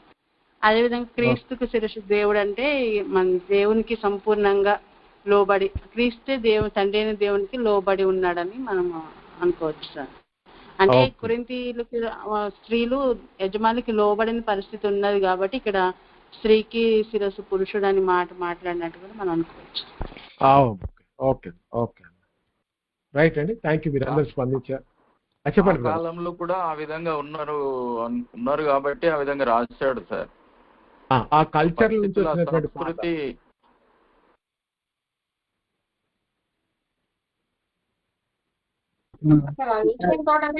అన్న ఆధునిక కాలంలో అయితే స్త్రీలే డామినేట్ చేస్తుంటన్నా ఎక్కువ. అన్ని చోట్ల కాదండి, అన్ని చోట్ల ఏం కాదు. లోపడటం అంటే తక్కువ కాదన్నా, లోపడటం అంటే తక్కువ కాదు, అది గౌరవప్రదంగా అంగీకరించటం.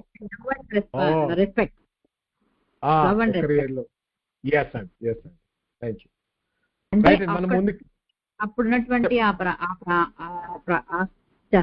ఆ కాలంలో హెబ్రీ స్త్రీలు కొంచెం విగరస్ గా ఉండేవాళ్ళు అనమాట. సో అందుకనేసి పౌలు వాళ్ళని ఉద్దేశిస్తూ ఆ మాట చెప్పినాడు, మౌనంగా ఉండండి సంఘంలో అంటూ. మీరు అన్నట్టు culture at that time it was like that. So that వాళ్ళని కంట్రోల్ చేయడానికి కొన్ని రెస్ట్రిక్షన్స్ పెట్టినారు పౌలు గారు అక్కడ ఉన్నటువంటి పరిస్థితి. మరిమల్ల గారు ఒక ప్రశ్న ఏంటంటే, అది కొరింథీ సంఘం వరకే పరిమితమా? ఈనాడు మనకు కూడా ఈ మాటలు వర్తిస్తాయా? ఎస్, డెఫినెట్ గా సార్, మనకు అందరం కూడా మనం ఇంప్లిమెంట్ చేసుకోవాల్సినటువంటి విషయమే అది. రైట్ అండి, థ్యాంక్ యూ. అటువంటి స్త్రీలు ఉన్నప్పుడు, అటువంటి మనుషులు ఉన్నప్పుడు తప్పకుండా ఈ వాక్యాన్ని బట్టి మనం అందరం సరి చేసుకోవాల్సిన అవసరత ఎంతైనా ఉంది sir. Right, thank you. Okay, మనం ముందుకెళ్దామండి, సమయం అయిపోతుంది కాబట్టి కొంచెం ముందుకెళ్దాం. ఇక్కడ చూస్తున్నట్లయితే శిరస్సు అనేటువంటి పదానికి అర్థం ఏంటంటే, ప్రాచీన కాలంలో అంటే ఆనాటి కాలంలో రచయిత రాస్తున్నప్పుడు ఆయన ఉద్దేశంలో శిరస్సు అంటే నాయకత్వం, అంటే నాయకుడిగా ఉండి శాసించడం అనేది కాదండి. అదొక బాధ్యతతో కూడినటువంటి పదవి. అంటే కుటుంబానికి శిరస్సుగా ఉన్నటువంటి వ్యక్తి, భార్యకి భర్త శిరస్సు అయినప్పుడు భార్య యొక్క పూర్తి బాధ్యత, ఆమె మీద మరి అన్ని హక్కులు కలిగినటువంటి వ్యక్తిగా పురుషుడు ఉన్నాడు అని చెప్పి అక్కడ మరి రాయబడినటువంటి సందర్భాన్ని మనం చూస్తుంటున్నాం. అంతేకాదు, మీరు చూస్తా ఉన్నట్లయితే ఈ సందర్భంలో గ్రీకులో వాడబడినటువంటి పదం ఏంటంటే కెఫేలే అనేటువంటి పదాన్ని వాడారు. దీనికి రెండు ముఖ్యమైనటువంటి పదాలు అర్థాలు ఉన్నాయని. ఏంటంటే, ఒకటి నాయకత్వము లేదా అధికారం కలిగి ఉండడము, అంటే అథారిటీ ఉంటుంది, అదే సమయంలో రూల్ కూడా చేసేటువంటి అధికారం ఉంటుంది. అంటే తన బాధ్యతని ఆయన తీసుకోవడం, దానికి సంబంధించినటువంటి పూర్తి బాధ్యత ఆయనదే అని ఆ యొక్క మరి అధికారం కలిగి ఉంటుంది. అదే సమయంలో వారిపైన ఆయన మరి నాయకత్వం కూడా చేసేటువంటి పరిస్థితి కూడా ఉంటుంది. ఈ రెండు పదాల యొక్క అర్థాన్ని ఇక్కడ మనం చూస్తుంటున్నాం. దీనికి మూలం, ఈ పదాలకు అర్థం, ఆ సోర్స్ ఆఫ్ ఆరిజిన్ ఏంటంటే మీరు గమనిస్తే ఇక్కడ ఉదాహరణకు ఒక నది ఎక్కడైతే పుడుతుందో దాన్ని నది యొక్క శిరస్సు అంటారు. అంటే దాని యొక్క స్థానం, మొట్టమొదటి స్థానం ఎక్కడైతే ఉందో ఆ స్థానం నుంచే నది మొత్తం కూడా ప్రవహిస్తుంది. ఆ మొట్టమొదటిగా ఎక్కడైతే నది ప్రారంభమవుతుందో దాన్నే శిరస్సు అని చెప్పి ఆ కాలంలో పిలిచేటువంటి వారు. ఎందుకనంటే అదే ఈ యొక్క నది ప్రవాహానికి మూలం లేదా జీవ ఆధారం. కాబట్టి శరీరంలో మీరు గమనిస్తూ ఉన్నట్లయితే తల చాలా ప్రాముఖ్యమైనది, శిరస్సు అనేది చాలా ప్రాముఖ్యమైనది. ఆలోచిస్తుంది, ఆజ్ఞల్ని ఇస్తా ఉంటున్నది. అదే సమయంలో మరి అన్ని హావభావాలన్నీ కూడా మన శరీరం నుంచి లేకపోతే మన యొక్క శిరస్సు నుంచే మనము చూపించడానికి ప్రయత్నం చేయొచ్చు. ఇక్కడ మనం అర్థం చేసుకోవాల్సింది ఏంటంటే, అన్వయం ఎట్లా అన్వయించుకోవాలి? మనకి పురుషునికి క్రీస్తు, స్త్రీకి పురుషుడు, క్రీస్తుకి దేవుడు. అక్కడ శిరస్సు అయి ఉన్నాడు, కెఫెలే అయి ఉన్నాడు అనే మాటని పౌలు గారు రాశారు. క్రీస్తు తండ్రి అనేటువంటి దేవునికి లోబడినట్టుగానే స్త్రీ పురుషునికి లోబడాలి. ఇక్కడ గమనించాల్సినటువంటి గ్రీకు పదాన్ని మీరు గమనిస్తే ఏంటి, ఇక్కడ చూస్తున్నట్లయితే మనము స్పష్టంగా గ్రీకు పదం ఏం రాశాడంటే హిపోటాక్సే అనేటువంటి పదాన్ని ఆయన వాడారు. హిపోటాక్సే అంటే దాని అర్థం ఏంటంటే క్రమబద్ధమైనటువంటి స్థితిలో లోబడడం. ఒక క్రమం అనేది ఉంటుందండి, ఆ క్రమమైనటువంటి పద్ధతిలోనే లోబడడం అనేది జరగాలి. అదే సమయంలో ఈ యొక్క లోబడేటువంటి క్రమంలో మీరు గమనించాలి, హోదాలో తక్కువతనాన్ని చూపించదు. అంటే స్త్రీ తక్కువ, పురుషుడు ఎక్కువ అనే భేద అభిప్రాయము కనిపించదండి. ఇద్దరు కూడా ప్రేమ కలిగి ఒకరికి ఒకరు దేవుడిచ్చినటువంటి పనులలో వారు కలిసి ముందుకు సాగడానికి మరి ఉన్నటువంటి ఆ యొక్క సంబంధాన్ని ఈ యొక్క క్రమమైనటువంటి పద్ధతిలో లోబడడం అనేటువంటి మాటతో మనం అర్థం చేసుకోవాలి. దీన్ని బట్టి బైబిల్ చెప్పేది లోబడడం అనేది ఎక్కడ కూడా తక్కువతనాన్ని చూపించదు. అంటే పురుషుడు నేను పురుషుణ్ణి, దేవుడు నాకు అధికారం ఇచ్చాడు, నువ్వు నా మాట వినాల్సిందే, లేకపోతే లేదు అంతే, అంత ఏమంటారంటే అంత ఆ దేవుడు ఇచ్చినటువంటి వాక్యాన్ని మనం తప్పుగా అర్థం చేసుకున్నట్టే. అఫ్ కోర్స్ కుటుంబంలో కొన్ని బాధ్యతలు ఉంటాయి. దేవుని ఎదుట స్త్రీ పురుషులు ఇద్దరు కూడా సమానమైనటువంటి విలువ, గౌరవం కలిగినటువంటి వారే. ఇప్పటిదాకా మరి సిస్టర్స్ చాలా మంది చెప్పారు, ఇద్దరు కూడా సమానమైనటువంటి గౌరవం, సమానమైనటువంటి విలువ ఇద్దరికీ ఉంది. దేవుని దృష్టిలో ఇద్దరు కూడా సమానులే, హెచ్చు తగ్గులు అనేటివి ఎక్కడా లేవు.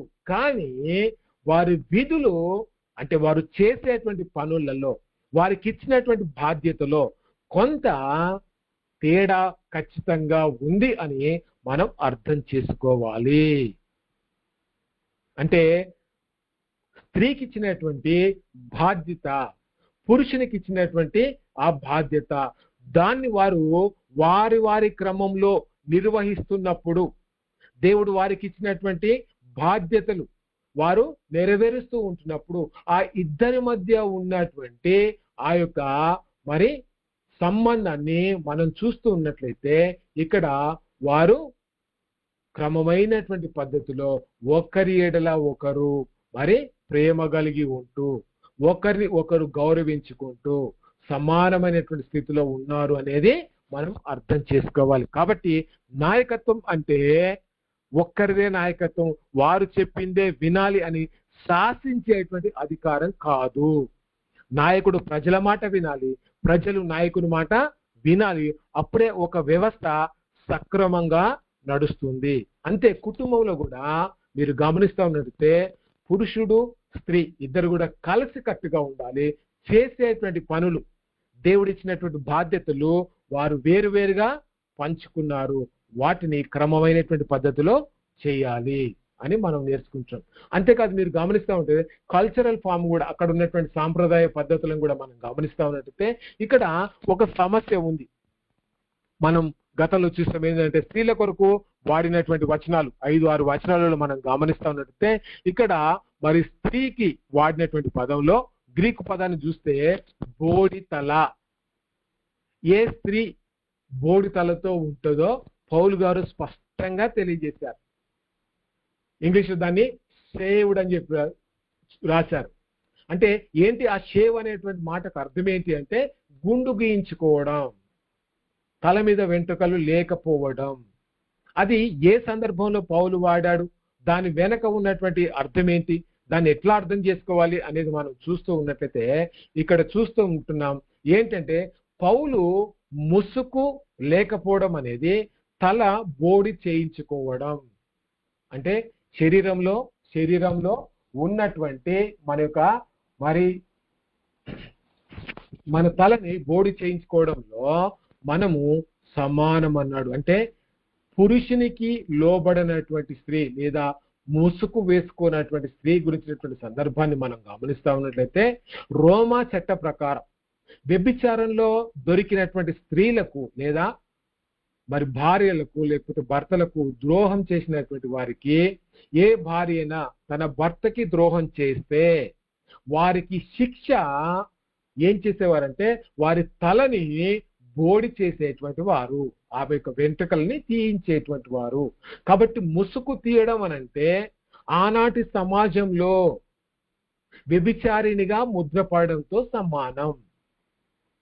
కాబట్టి ఖచ్చితంగా స్త్రీకి తన యొక్క వెంట్రుకలు ఖచ్చితంగా వారు ఉంచుకునేటువంటి వారు. అది దేవుని యొక్క ఆజ్ఞగా వారు చూసేటువంటి వారు. ఏ వ్యక్తి అయినా భర్తకి ద్రోహం చేసి వ్యభిచారం చేస్తూ దొరికిన సమయంలో అక్కడ ఉన్నటువంటి శిక్ష ఏంటంటే ఆమెకున్నటువంటి తల వెంట్రుకలు తీసివేయడం, బోడి చేయడం చేసేటువంటి కల్చర్, ఆ సాంప్రదాయము అక్కడ ఆ కాలంలో కొరింథీ పత్రికలో పౌలు రాస్తున్నటువంటి కాలంలో ఉంది. దాన్నే పౌలు గారు వాడుకొని ఏం చేశారంటే వివాహిత స్త్రీలు బహిరంగ ప్రదేశాలలో తలపై ముసుగు వేసుకునేటువంటి వారు, ఏదో ఒక షాలో ఏదో ఒకటి కప్పుకునేటువంటి వారు. ఇది ఆమెకు పెళ్లి అయ్యింది అనడానికి, ఆమె శీలవతి అనడానికి, మరియు ఆమె భర్తకి గౌరవం ఇస్తుంది అనడానికి గుర్తుగా ఆ దినాలలో ఈ సాంప్రదాయాన్ని కొనసాగించేటువంటి వారు. పెళ్లి అనేటువంటి స్త్రీ ముసుగు వేసుకోవడం, తన భర్తకి లోబడుతుంది అని సమాజానికి చూపించుకోవడం, అప్పుడు మిగిలిన వ్యక్తులు ఆమె వివాహ స్త్రీ అని గుర్తించడం, ఆమెను గౌరవించడం, ఆమెకు ఒక కుటుంబం ఉందని గౌరవించడం అక్కడ ఉన్నటువంటి కల్చర్. ఒకవేళ ఒక స్త్రీ సమాజంలో ముసుగు తీసివేస్తే ఆ రోజుల్లో వ్యభిచారం చేసేటువంటి స్త్రీగా వారు భావించేటువంటి వారు. ఈ కల్చరు అక్కడ కొరింథీ పత్రికలో పౌలు గారు రాస్తున్నప్పుడు అక్కడ ఉందండి. దీన్ని మనం ఎట్లా అర్థం చేసుకోవాలంటే ఈనాటి సమాజానికి దాన్ని మనం ఎట్లా అప్లికేషన్ అన్వయించుకోవచ్చు అంటే, స్త్రీ తలపైన ముసుగు ధరించడం తనకు వివాహమైందని, తన భర్తను గౌరవిస్తుందని చెప్పడానికి గుర్తుగా ఈనాటికి కూడా స్త్రీలు తప్పకుండా ముసుగు వేసుకోవాలి. ముఖ్యంగా ఆరాధనకు వచ్చేటప్పుడు తన భర్తకి లోబడుతున్నాను అని చెప్పడానికి తప్పకుండా ముసుగు ధరించాలి. దేవుని నుండి దృష్టిని మళ్లించే రీతిగా ఉండే అతి ఆకర్షించేటువంటి లేదా విపరీతమైనటువంటి లేదా అసభ్యకరమైనటువంటి దుస్తులను వేసుకోకూడదు. పౌలు గారు ఎందుకు రాస్తున్నాడంటే కొరింథీ సంఘంలో ఆ స్థితి ఉందండి. ఎందుకంటే చాలా మంది అన్యజనులు ఈ సంఘంలోకి వచ్చారు. వారందరూ చాలా డబ్బున్నటువంటి వ్యక్తులు. వాళ్ళు ఏం చేశారంటే విలాసాలకు అలవాటు పడి క్రీస్తు యేసులోనికి వచ్చినప్పటికీ కూడా తమ వస్త్రధారణ అనేది ఇతరులకి అభ్యంతరకరంగా ఉండే రీతిగా వారు ధరిస్తూ సంఘంలోకి వచ్చారు. వారి యొక్క స్థితిగతులు లోక సంబంధమైనటువంటి స్థితిగతులతోనే వారు ఇంకా కొనసాగించేటువంటి ప్రయత్నం చేస్తున్నారు. కాబట్టి అది సంఘంలో ఆచరిస్తున్నటువంటి భక్తికి కాస్త డిస్టర్బెన్స్ గా, భక్తితో దేవుని దగ్గరికి వచ్చినటువంటి ఒక వ్యక్తికి కొంత మరి అతన్ని ఆకర్షిస్తూ అసభ్యకరమైనటువంటి దుస్తులు వేసుకోవడం ద్వారా అతని యొక్క మరి మనస్తత్వము దెబ్బతింటుంది. కాబట్టి కొన్ని హెచ్చరికలు పౌలు గారు ఇస్తూ ఈ మాటలన్నీ కూడా ఆయన రాశాడు. అది ఆ కల్చర్కే సంబంధమా అంటే కాదు, ఈనాటికి కూడా అది వర్తిస్తుంది. ఎట్లా వర్తిస్తుంది అంటే కొంచెం దుస్తులు గౌరవప్రదంగా ఉండాలి. ముఖ్యంగా మనం ఆరాధనకు వెళ్ళేటప్పుడు మన వస్త్రధారణ, లేకపోతే మన ప్రవర్తన, లేకపోతే మన వినయం, లేకపోతే మన నమ్రత, ఇతరుల పట్ల చూపించేటువంటి ఆ గౌరవం ఏదైతే ఉందో దాన్ని చాలా జాగ్రత్తగా మనం సమాజానికి చూపించాలి. సమాజాన్ని షాక్ గురి చేసేలా లేదా దేవుడు సృష్టించిన స్త్రీ పురుషుల భేదాలను హేళన చేసేదిగా ఉండకూడదు. అంటే పురుషుని దుస్తులు స్త్రీ ధరించకూడదు, స్త్రీ దుస్తులు పురుషుడు కూడా వేసుకోకూడదు. దేవుడు ఒక క్రమాన్ని ఇచ్చాడండి. దేవుడు స్త్రీకి కొన్ని బాధ్యతలు, పురుషునికి కొన్ని బాధ్యతలు ఇచ్చాడు. ఆ బాధ్యతల నుంచి, ఆ క్రమంలో నుంచే మనము వాక్యానికి లోబడుతూ ముందుకు సాగాలి. కాబట్టి ఖచ్చితంగా భర్తను గౌరవించాలి, తప్పకుండా ముసుగు వేసుకోవాలి. అది ఆ కాలమే కాదు, ఈనాటి కాలానికి కూడా ఆ పద్ధతి అనేది కొనసాగుతుంది. మనకే కాదు, మన తర్వాతి తరానికి కూడా ఇది పాటించడానికి అవకాశం ఉంటుంది అనేది మనం తెలుసుకోవాలి. కాబట్టి వాక్యం చదువుతున్నప్పుడు అక్కడ ఉన్నటువంటి కల్చర్ని చూడాలి. ఆ వచనం ఎందుకు రాయబడ్డదో దాని యొక్క అర్థం ఏంటి అనేది కూడా మనం చూడాలి. ఆ అర్థం ఈనాటి కాలానికి అది ఎట్లా ఉపయోగపడుతుంది. ఎందుకంటే కల్చర్ మారచ్చు, అక్కడ ఉన్నటువంటి పరిస్థితులు మారిపోవచ్చు, మనం ఆ పరిస్థితుల్లో లేకపోవచ్చు. కానీ ఆ వచనంలో ఉన్నటువంటి అంతరార్థం, దాని వెనుక దాగినటువంటి నేర్చుకునేటువంటి ఒక సత్యం ఖచ్చితంగా ఉంటుంది. అది అన్ని కాలాలకు సరిపోతుంది అనేది మనం ఇలాంటి ఉపమానాల ద్వారా మనం గ్రహించేటువంటి అవకాశం ఉంది. రైట్ అండి. ఇక్కడ మీరు గమనిస్తానంటే అన్వయించేటప్పుడు 3 కోణాలలో మన యొక్క అన్వయం ఉండాలి. అంటే మన జీవితంలో ఈ ఆజ్ఞని ఎట్లా పాటించాలి అనేది 3 రకాలుగా మనం దాన్ని అన్వయించాలి. అందులో ముఖ్యంగా మీరు గమనిస్తా ఉన్నట్టు చూస్తుంటాం. ఒకటి ఏంటిదంటే పర్సనల్ లైఫ్, రెండవది ఫ్యామిలీ, మూడవది సొసైటీ. ఇక్కడ చూస్తున్నట్లయితే ఒక చిన్న ఎగ్జాంపుల్ తీసుకొని మనం ధ్యానం చేస్తుంటాం. ఇక్కడ చూస్తున్నట్టయితే బలిపీఠం ఎదుటనే నీ అర్పణ విడిచిపెట్టి, యేసుక్రీస్తు వారు ఇక్కడ చెప్పినటువంటి మాట మత్తయి సువార్త 5వ అధ్యాయంలో 54వ వచనంలో, ఎవరైనా అక్కడ చూసినట్టయితే బలి అర్పించడానికి వచ్చినప్పుడు వారు ఒకవేళ ఆ సందర్భంలో ఎవరికైనా నేను అన్యాయం చేశాను అని అనిపించినప్పుడు ఏం చేయాలి అనేది ఇక్కడ రాయబడినటువంటి సందర్భాన్ని మనం చూస్తూ ఉంటున్నాం. ఏంటి ఇక్కడ చూస్తున్నటువంటి విషయంలో ఈ వాక్యము సూత్రాన్ని మన వ్యక్తిగత, కుటుంబ లేకపోతే సామాజిక ఈ 3 సందర్భాలలో ఈ వాక్యము మనకి ఎట్లా అన్వయించుకోవాలో మనం చూద్దాం. వ్యక్తిగతంగా ఈ వాక్యం మనకు ఉపయోగపడుతుంది, ఈ వాక్యమే కుటుంబ పరంగా ఉపయోగపడుతుంది, ఈ వాక్యమే సామాజికంగా సంఘంలో, మన స్థానిక సంఘంలో కావచ్చు లేదా సొసైటీలో కావచ్చు, ఇది ఎట్లా ఉపయోగపడుతుంది అనేది మనం చూద్దాం. ముఖ్యంగా వ్యక్తిగతంగా దేవుడు అంతరంగా యథార్థతను కోరుకుంటున్నాడు. దేవుని మందిరానికి పగతో, ద్వేషంతో, లేకపోతే క్షమించలేనటువంటి ఆ గుణంతో, అలాంటి హృదయంతో మనం దేవుని దగ్గరికి వచ్చి చేసేటువంటి ప్రార్థనలు లేదా ఉపవాసాలు అవి దేవునికి ఇష్టమైనవి కావు. మనం అన్యాయం చేసినట్లుగా ఒకవేళ గుర్తుకు వస్తే వెంటనే వెళ్ళి వారితో మనము సమాధానం పడిన తర్వాతనే బలి అర్పించాలని దేవుని యొక్క వాక్యం చెప్తా ఉన్నది. ఇక్కడ అర్థం ఏంటంటే అందరితో ప్రేమ కలిగి ఉండడం. వ్యక్తిగత జీవితంలో మనం పగబెట్టుకొని ఇతరులని క్షమించలేనటువంటి మనసుతో ఉంటే మనం చేసేటువంటి ప్రార్థనలకు జవాబు రాదు. అది మన వ్యక్తిగతమైనటువంటి అన్వయం. కుటుంబానికి కూడా ఈ మాట వర్తిస్తుంది. ఎట్లా? క్రైస్తవ కుటుంబం అంటే గొడవలు రాని కుటుంబం కాదు. బాగా గుర్తుంచుకోవాలండి. క్రైస్తవ కుటుంబం అంటే వాళ్ళు చాలా మంచోళ్ళండి, వాళ్ళు గొడవలే పెట్టుకోరండి అని అనుకోవడానికి వీల్లేదు. కానీ ఏంటంటే గొడవలు వచ్చినప్పుడు ఖచ్చితంగా కుటుంబంలో గొడవలు వస్తాయండి. ప్రతి ఫ్యామిలీలో ఏదో ఒక ప్రాబ్లం ఖచ్చితంగా ఉంటుంది. అయితే గొడవలు వచ్చినప్పుడు తమ అహాన్ని విడిచిపెట్టి, తమ ఈగోని విడిచిపెట్టి ఏం చేయాలంటే ఒకరినొకరు క్షమించుకుంటూ బలిపీఠం వద్దకి ఏక మనసుతో మోకరించేటువంటి కుటుంబంగా మన కుటుంబాలు ఉండాలి. అంటే బలిపీఠం ఇప్పుడు లేదు, కానీ ప్రతి క్రైస్తవ కుటుంబం ఉదయకాలం తమ పిల్లలతో, తమ భార్య భర్తతో, కుటుంబం అంతా కలిసి కుటుంబ ప్రార్థన చేసుకోవడమే వారికి బలిపీఠం. అది రాత్రి వీలైతే రాత్రి, లేకపోతే ఉదయకాలం, మనకి వీలైతే ఉదయకాలం. కానీ కుటుంబం అన్నాక ఖచ్చితంగా కుటుంబ ప్రార్థన ఉంటే ఆ ప్రార్థనకు వచ్చేటప్పుడు మనల్ని మనం సరి చేసుకోవడానికి, మన హృదయాన్ని సరిదిద్దుకోవడానికి అవకాశం ఉంటుంది. అప్పుడు ఒకరినొకరు క్షమించుకునే మనసులోకి రాగలుగుతాం. ఎందుకంటే ప్రార్థనలో ఉంటాం కాబట్టి అక్కడ సమాధానమే మనము మరి తెచ్చుకునేటువంటి ప్రయత్నం మనం చేస్తాము. ఇక్కడ 1 పేతురు పత్రిక 3వ అధ్యాయం 7వ వచనంలో మీరు గమనిస్తే పేతురు గారు రాస్తూ ఒక చక్కని మాట రాశారు. ఏంటి కుటుంబాలు ఎట్లా ఉంటాయి అనే దానికి ఆయన ఏం రాశారంటే, మీ భార్యలు మీతో పాలువారై ఉన్నారని ఎరిగి ఎక్కువ బలహీనమైన ఘటమని భార్యను సన్మానించి ఏం చేయాలట, మీ ప్రార్థనలకు అభ్యంతరం కలగకుండానట్లు జ్ఞానము చొప్పున వారితో కాపురం చేయుడి. అంటే ఇక్కడ మీరు గమనిస్తా ఉన్నట్లయితే ఖచ్చితంగా కుటుంబంలో ఏదో ఒక సమస్య ఉంటుంది.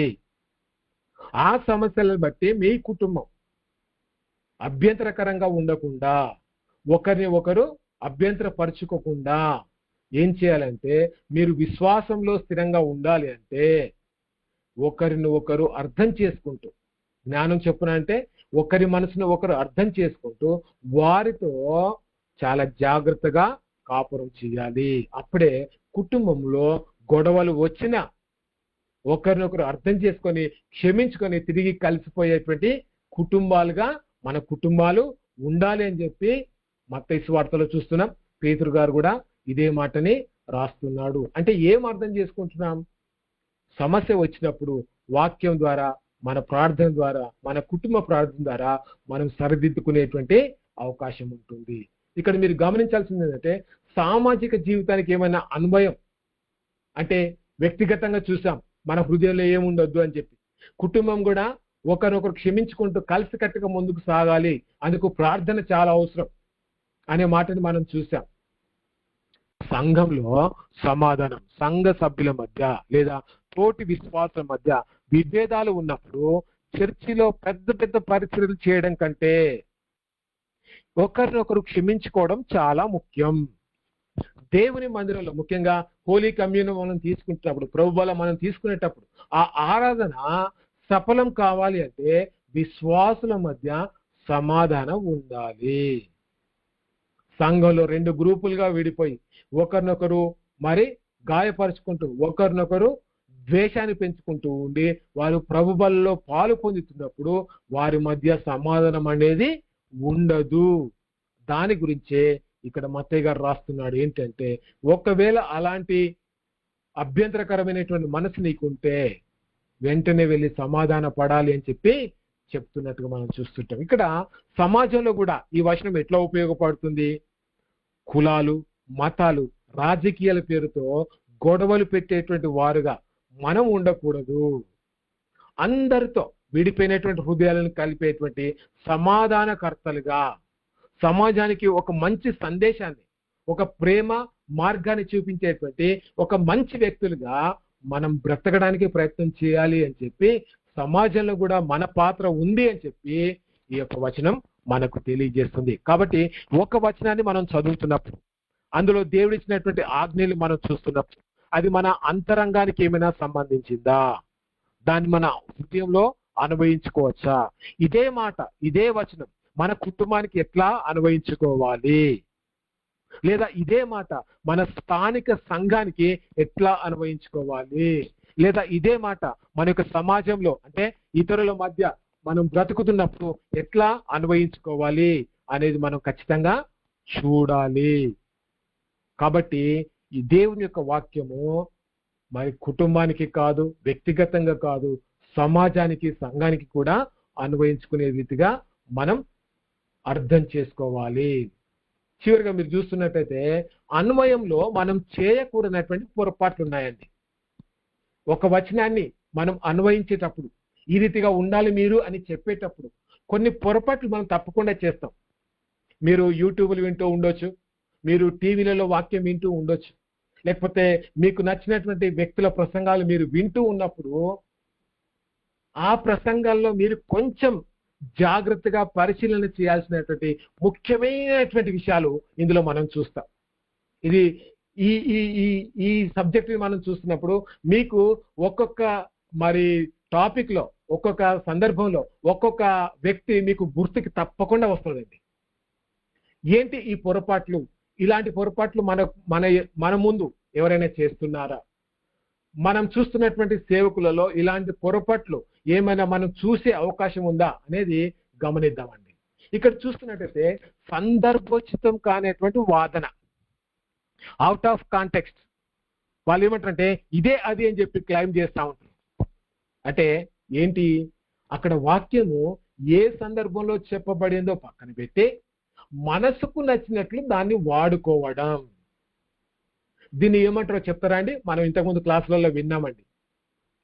ఏదో కొంచెం గ్రీకు 2 పదాలు మనం చూసాం కదా, ఎవరైనా చెప్తారా? వక్రీకరించమంటారన్న. 2 గ్రీకు పదాలతోని దేవుని యొక్క వాక్యాన్ని వ్యాఖ్యానించేటువంటి విధానం చూసాం. 2 గ్రీకు పదాలు. యూదా సింహము వలె అని సాతాను గురించి. Okay okay. గ్రీకు పదాలతో 2 గ్రీకు పదాలతోని వచనాన్ని ఎట్లా అన్వయించాలి, అన్వయించకూడదని చెప్పి మనం ఇంతకుముందు చూసామండి. Praise lord sir. Praise lord అండి. గ్రీక్ పదాలు వచ్చేసరికి అపోపో ఫిలేయో అనుకోండి. కాదండి, ఐసి జీసస్ ఎక్సి జీసస్ అనేటువంటి మాటలు మనం విన్నామండి.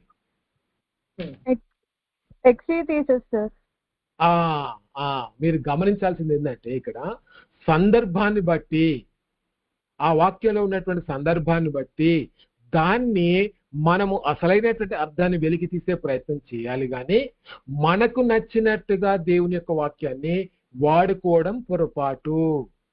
ఇప్పుడు నాకు చాలా కోపంగా నేను దేవుని యొక్క వాక్యాన్ని, నాకు ఎవరో మోసం చేశారు, ఆ యొక్క మోసంతో కూడినటువంటి స్థితిలో దేవుని యొక్క వాక్యాన్ని చదువుతున్నప్పుడు అందులో ఒక వచనం మోషే వెళ్ళి ఒక వ్యక్తిని చెప్పినట్టుగా ఉంటుంది. అరే ఇది దేవుడు నా కొరకే ఇచ్చాడు అని చెప్పి నేను కూడా వెళ్ళి ఆ వ్యక్తిని చంపొచ్చా? అది మనకు నచ్చిన రీతిగా వాడుకోవడం అవుతుంది, కానీ రచయిత ఆ ఉద్దేశంతో రాయలేదు అక్కడ. కాబట్టి సందర్భాన్ని దాటి మనకు నచ్చిన దాన్ని వాక్యంతో చెప్పించి ఇదే అది అని చెప్పి వాదించేటువంటి ప్రయత్నం మనం ఎప్పుడు కూడా చేయొద్దు. ఇది పొరపాటు. రెండవది, వాక్యాన్ని అన్వయించేటప్పుడు కేవలం మేధో సంబంధమైనటువంటి భక్తే, ఇంటలెక్చువలిజం అంటే వారికి ఉన్నటువంటి తెలివితేటలను బట్టి ఏం చేస్తా ఉంటారంటే దేవుని యొక్క వాక్య సత్యాన్ని మూల భాషల అర్థాలను కూడా వాళ్ళు తెలుసుకుంటారు. ఎందుకు? కేవలం జస్ట్ ఇన్ఫర్మేషన్ మాకు తెలిసి ఉండాలి, మేమందరికంటే గొప్ప వ్యక్తులమని కనపరుచుకోవాలి అనేటువంటి ఆశతో వాళ్ళు ఇన్ఫర్మేషన్ సంపాదించుకోవడానికి ప్రయత్నం చేస్తూ ఉంటారు. దాన్ని చదివి తర్వాత ఒక మంచి బుద్ధితో అర్థం చేసుకొని జీవితాన్ని మార్చుకోకపోవడం వారిలో చాలా మందిలో మనం చూస్తాం. ఇది మేధో సంబంధమైనటువంటి భక్తి.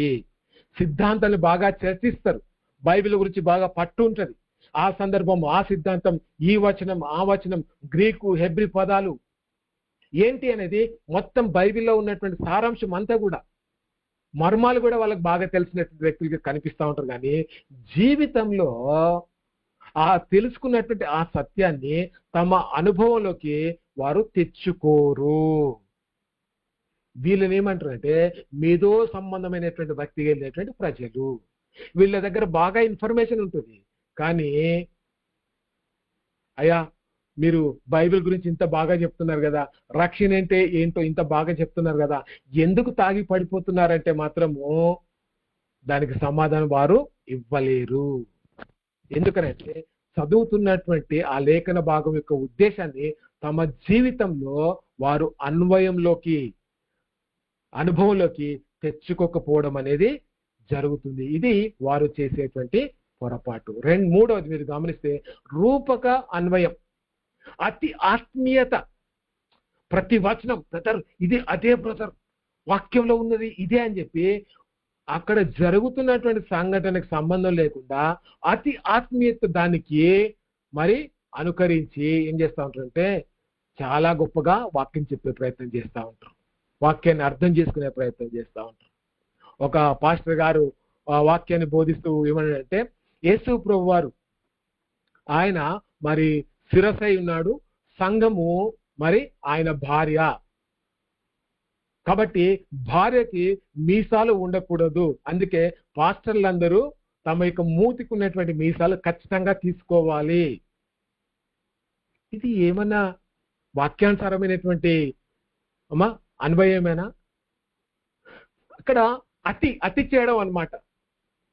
అంటే వాక్యంలో ఏం చెప్పబడిందో దాన్ని మనం సరైన రీతిగా అర్థం చేసుకోకుండా అతి ఆత్మీయతలోనికి మనము దాన్ని మార్చేటువంటి ప్రయత్నం కూడా మనం చేయదు. దాన్నే అల్గరైజేషన్ అంటారు. ఇది ఎక్కువగా మనం చూస్తున్నటువంటి వ్యాఖ్యానము. ప్రసంగాలన్నీ కూడా ఎక్కువ ప్రసంగాలు ఈ యొక్క అల్గారిజం అనేటువంటి మాట ఏంటంటే ప్రతి పదానికి ఒక ఆత్మీయ అర్థాన్ని వెతికే ప్రయత్నం చేస్తారు. అతడు నడుచుకుంటూ వెళ్తున్నాడు అంటే దాంట్లో ఏదో ఆత్మీయత ఉంది అని అనుకోవడం, రాయి బోర్లిపబడ్డది అంటే దాని వెనక ఏదో ఆత్మీయ అర్థం ఉంది అని చెప్పి అనుకుంటా ఉంటాం. చూద్దామండి, దాని గురించి కూడా ముందుకు వెళ్ళే కొద్దీ మనం చూద్దాం. వాక్యానికి ఉన్నటువంటి ప్రత్యక్షత, స్పష్టమైన అర్థాన్ని వదిలేసి ప్రతి పదానికి ఒక ఊహాజనిత మన ఊహకు వచ్చింది లేదా ఆత్మీయ రూపకాన్ని ఆపాదించడం, మిస్టికల్ మీనింగ్, అర్థం కానటువంటి, మనం ఇప్పటి వరకు చూడనటువంటి ఒక గొప్ప అర్థాన్ని మనం చూస్తున్నటువంటి లేఖనానికి ఆపాదించడం. గొప్ప అర్థం బ్రదర్ ఇది అని చెప్పి చెప్పేటువంటి ప్రయత్నం చేయడం. నేను హైదరాబాద్ లో ఒక బ్రదర్ని కలిసినప్పుడు ఆయన ఏం చెప్తున్నాయంటే ప్రతి పుస్తకాల నుంచి ఒక ఆత్మీయ అర్థం ఉంది బ్రదర్. చూడండి 12వ అధ్యాయము 12వ వచనము, ఆ 12వ వచనంలో 12 అనేటువంటి అక్షరం కూడా ఉంది బ్రదర్. ఇది ఎంత గొప్ప అర్థం బ్రదర్ అని చెప్తాడు. దానివల్ల ప్రయోజనం ఏంటి? రచయిత ఏ ఉద్దేశంతో రాశాడు? అసలు రచయిత రాస్తున్నప్పుడు అధ్యాయాలు వచనాలు లేవండి. రచయిత రాస్తున్నప్పుడు బైబిల్లో అధ్యాయాలు కానీ ఆ వచనాలు కానీ లేవు. ఇది మన సౌలభ్యం కోసం ఆ తర్వాత వచ్చినటువంటి పద్ధతి. కానీ మనము దాంట్లో కూడా అతి చేసి ఏదో గొప్ప మర్మం ఉందని చెప్పేటువంటి ప్రయత్నం మనం చేస్తాం. సాంస్కృతిక ప్రక్షేపణము అంటే కల్చరల్ ప్రొజెక్షన్. ఇక్కడ చూస్తున్నట్లయితే ఆనాటి బైబిల్ సంస్కృతిని అర్థం చేసుకోకుండా నేటి ఆధునిక సంస్కృతిని లేదా మన సొంత ఆచారాలను ఆ వాక్య వచనాలపై రుద్దడం. ఈ మధ్య మీరు చూస్తున్నట్టయితే కరోనా వైరస్ వచ్చింది. ఒక బ్రదర్ చెప్తూ, బ్రదర్ కరోనా గురించి బైబిల్లో ముందే రాసింది బ్రదర్ అని చెప్పాడు. ఏంటి అంటే అక్కడ ఉన్నటువంటి కరోనా ఆ పరిస్థితి వేరు, కరోనా అనేటువంటి పేరు లేదండి. కాకపోతే అలాంటి మరి వ్యాధులు వచ్చాయి, అలాంటి అంటువ్యాధులు వచ్చాయి. అంతేకాని కరోనా ఉంది అని చెప్పడానికి వీలు లేదు. ఆ సంస్కృతిని మనం అర్థం చేసుకోకుండా ఆధునిక సంస్కృతిని మన సొంత ఆచారాలతో వాక్య వచనాలపైన మన సొంత ఆలోచన రుద్దడం అనేది పొరపాటు. ఇవి మనం చేస్తున్నటువంటి పొరపాట్లు. ఇక్కడ ఒక చిన్న ఉదాహరణ ఇచ్చానండి, దయచేసి మీరు అన్మ్యూట్ చేసుకొని మాట్లాడొచ్చు. ఇక్కడ చూస్తున్నట్లయితే మొదటి సమూయేలు గ్రంథం 17వ అధ్యాయంలో యుద్ధము యెహోవాదే మనందరము ఎరిగినటువంటి లేఖన భాగం. సందర్భోచిత్తం కానటువంటి వాదన ఏంటంటే అవుట్ ఆఫ్ కాంటెక్స్ట్ ఏం క్లైమ్ చేస్తున్నాడు? జరిగేటువంటి పొరపాటు ఏంటంటే చాలా మంది ఈ వృత్తాంతాన్ని ఒక అండర్ డాగ్ అంటే ఒక బలహీనుడు బలవంతుడిపై సాధించిన గొప్ప విజయం అని ఈ యొక్క కథను చెప్పేటువంటి ప్రయత్నం చేస్తారు. బలహీనుడు అంటే దావీదు, బలవంతుడు అంటే ఎవరండి? గొల్యాతు. ఇది మనకు తెలిసినటువంటి స్టోరీ. కానీ నువ్వు కూడా దావీదు లాంటి వాడివే, నీ కష్టాలనేవి గొల్యాతు లాంటివి. ఈ గొల్యాతును నీ సొంత ధైర్యంతో నువ్వు జయించవచ్చు అని మనము సందర్భాన్ని వదిలిపెట్టి బోధించే ప్రయత్నం చేస్తాం. కానీ ఇక్కడ దావీదుని హీరోగా చూపించేటువంటి ప్రయత్నం చాలా మంది చేస్తూ ఉంటారు. నిజానికి ఈ కథలో హీరో ఎవరు అనేది మనం గమనిస్తా ఉన్నట్లయితే చూద్దామండి. ఇక్కడ సందర్భం నిజమైనటువంటి సందర్భం ఏంటంటే దావీదే అంటాడు ఏంటి, అయ్యా ఈ యుద్ధము యెహోవాదే, ఆయన మిమ్ముల్ని మా చేతికి అప్పగించును. ఎవరు ఆయన? దేవుడు. ఆ దేవుడే మిమ్మల్ని మా చేతికి అప్పగిస్తాడని కనబడుతున్నటువంటి వ్యక్తి మాట్లాడుతున్నప్పటికీ మనం ఏం చేస్తున్నామంటే దావీదు గొలియాతును జయించాడు, నువ్వు దావీదులాగా అంత బలం కలిగినటువంటి వాడివి, నువ్వు ఈ కష్టాలు జయిస్తావు అని చెప్పి అసందర్భంగా వాక్యాన్ని వక్రీకరించి మనం అతన్ని మరేం చేస్తున్నామంటే తప్పు అన్వయంలోకి నడిపిస్తా ఉన్నాం. కొంచెం వాక్యాన్ని ఇతరుల విషయంలో అన్వయించేటప్పుడు అక్కడ సందర్భాన్ని కూడా మనం చూడాలి. ఇక్కడ అసలైనటువంటి హీరో దావీదు కాదు, దేవుడే.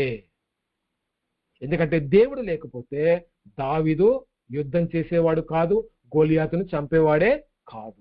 దావీదు దేవుని పైన ఆధారపడ్డాడు. ఆయనే మిమ్ముని మా చేతికి అప్పగించును అనే మాట ఆయన పలికాడు అని అంటే మీరు గమనించాలి, దావీదు కూడా దేవుని పైనే ఆధారపడ్డాడు. ఈ వాక్యము మన సొంత సామర్థ్యం గురించి కాదు, దేవుని నమ్మకత్వము, ఆయన నామ మహిమను గురించినటువంటి సందర్భం. కాబట్టి సందర్భాన్ని విడిచి ఎప్పుడు కూడా మనం వ్యాఖ్యానము చేయకూడదు. మొదటి నుంచి చెప్పుకుంటున్నటువంటి మరి పాఠం ఇదే. రెండవది మేధో సంబంధమైనటువంటి వివరణ. ఏంటి ఇక్కడ జరుగుతున్నటువంటి పొరపాటు అంటే ఇక్కడ చూస్తామంటే ఏలా లోయ అని బైబిల్లో మనం గమనిస్తున్నప్పుడు అది భౌగోళిక విస్తరణ ఎంత? గొలియాతు కవచం యొక్క బరువు 60 కేజీలు ఉండొచ్చు అని అనుకుంటాం. ప్రస్తుత కాలానికి దేనితో అది సమానం అనే దాని గురించి ఆలోచన మనకు వస్తుంది. దావీదు ఏ రకమైనటువంటి ఒడిసెలు వాడాడు, అలాంటి ఒడిసెలు ఇప్పుడు ఉన్నాయా, ఉంటే ఆ ఒడిసె నీవే అని చెప్పి మాట్లాడుతూ ఉంటాం. లేకపోతే బాలిస్టిక్ ఫిజిక్స్ ప్రకారము ఒక రాయి ఎంత వేగంతో వెళ్ళి ఉంటుంది గొలియాతును చంపడానికి, దావీదు ఎలాంటి రాయిని వాడాడు, దాని బరువు ఎంత, అది గొలియాతు యొక్క మరి తలలో దూరే అంత ఆ యొక్క వేగము నిజంగా దావీదు విసిరాడా. ఇదంతా కూడా ఇంటలెక్చువలిజం, మన మేధో సంబంధమైనటువంటి వివరంతో ఆధారపడి మాట్లాడుతుంది. ఇది కేవలం సైంటిఫిక్ హిస్టారికల్ విషయాలపైనే రీసెర్చ్ చేస్తారు. మనం ఏం చెప్పుకున్నామండి, మేధో సంబంధమైనటువంటి వివరణ ఇచ్చేటువంటి వ్యక్తులు హృదయంలో వారు నిజంగా దేవునికి లోబడే మనసు ఉండదు. జస్ట్ ఇన్ఫర్మేషన్, నేను తెలివిగల వాణ్ణి, బైబిల్ మర్మాలు నాకు మాత్రమే తెలుసు అనేటువంటి ఊహ వారిలో ఉంటుంది. వాళ్ళ యొక్క ఇంటలెక్చువల్ అనేది చాలా వేగంగా పనిచేస్తుంది, కానీ హృదయం మాత్రము దేవునికి దూరంగా ఉంటుంది. ఎలా నివారించాలి వీటిని? ఈ చారిత్రక వివరాలు బైబిల్ విశ్వాసనీయతను రుజువు చేయడానికి పనికొస్తాయి. అవునండి, బైబిల్ ఇలా రాయబడ్డది వాస్తవమే అని చెప్పడానికి పనికొస్తాయి, కానీ అవి మాత్రము అన్వయానికి పనికిరావు. అంటే అర్థమైందా అండి? ఇప్పుడు గొలియాతు ఎంత పెద్ద కవచం, ఎంత బరువు ఉన్నటువంటి కవచం పెట్టాడో దానివల్ల ఏదైనా ఆత్మీయ ప్రయోజనం ఉందా మనకి? దావీదు ఏ రకమైనటువంటి ఒడిసెల వాడాడు, అందులో ఏమన్నా రచయిత ఆత్మీయ అర్థాన్ని చెప్పేటువంటి ప్రయత్నం చేశాడా? జరిగినటువంటి సంఘటనని దావీదుగా ఆయన చెప్పేటువంటి ప్రయత్నం చేశాడు. అంతవరకే అర్థం చేసుకోవాలి. ఒడిసెలా అంటే అది నువ్వే ఒడిసెలా అని మనం అట్లా మనం మేధస్సును ఉపయోగించి దేన్ని పడితే దాన్ని అన్వయించుకొని మనం తప్పుడు అన్వయాలు చేయొద్దు. దావీదు పొందినటువంటి ఆత్మీయ రోషం, దేవునిపై అతడు ఉంచినటువంటి విశ్వాసం, ఇవి ఆచరణాత్మక పాఠాలు. అది మన హృదయానికి మనం అన్వయించుకోవాలి.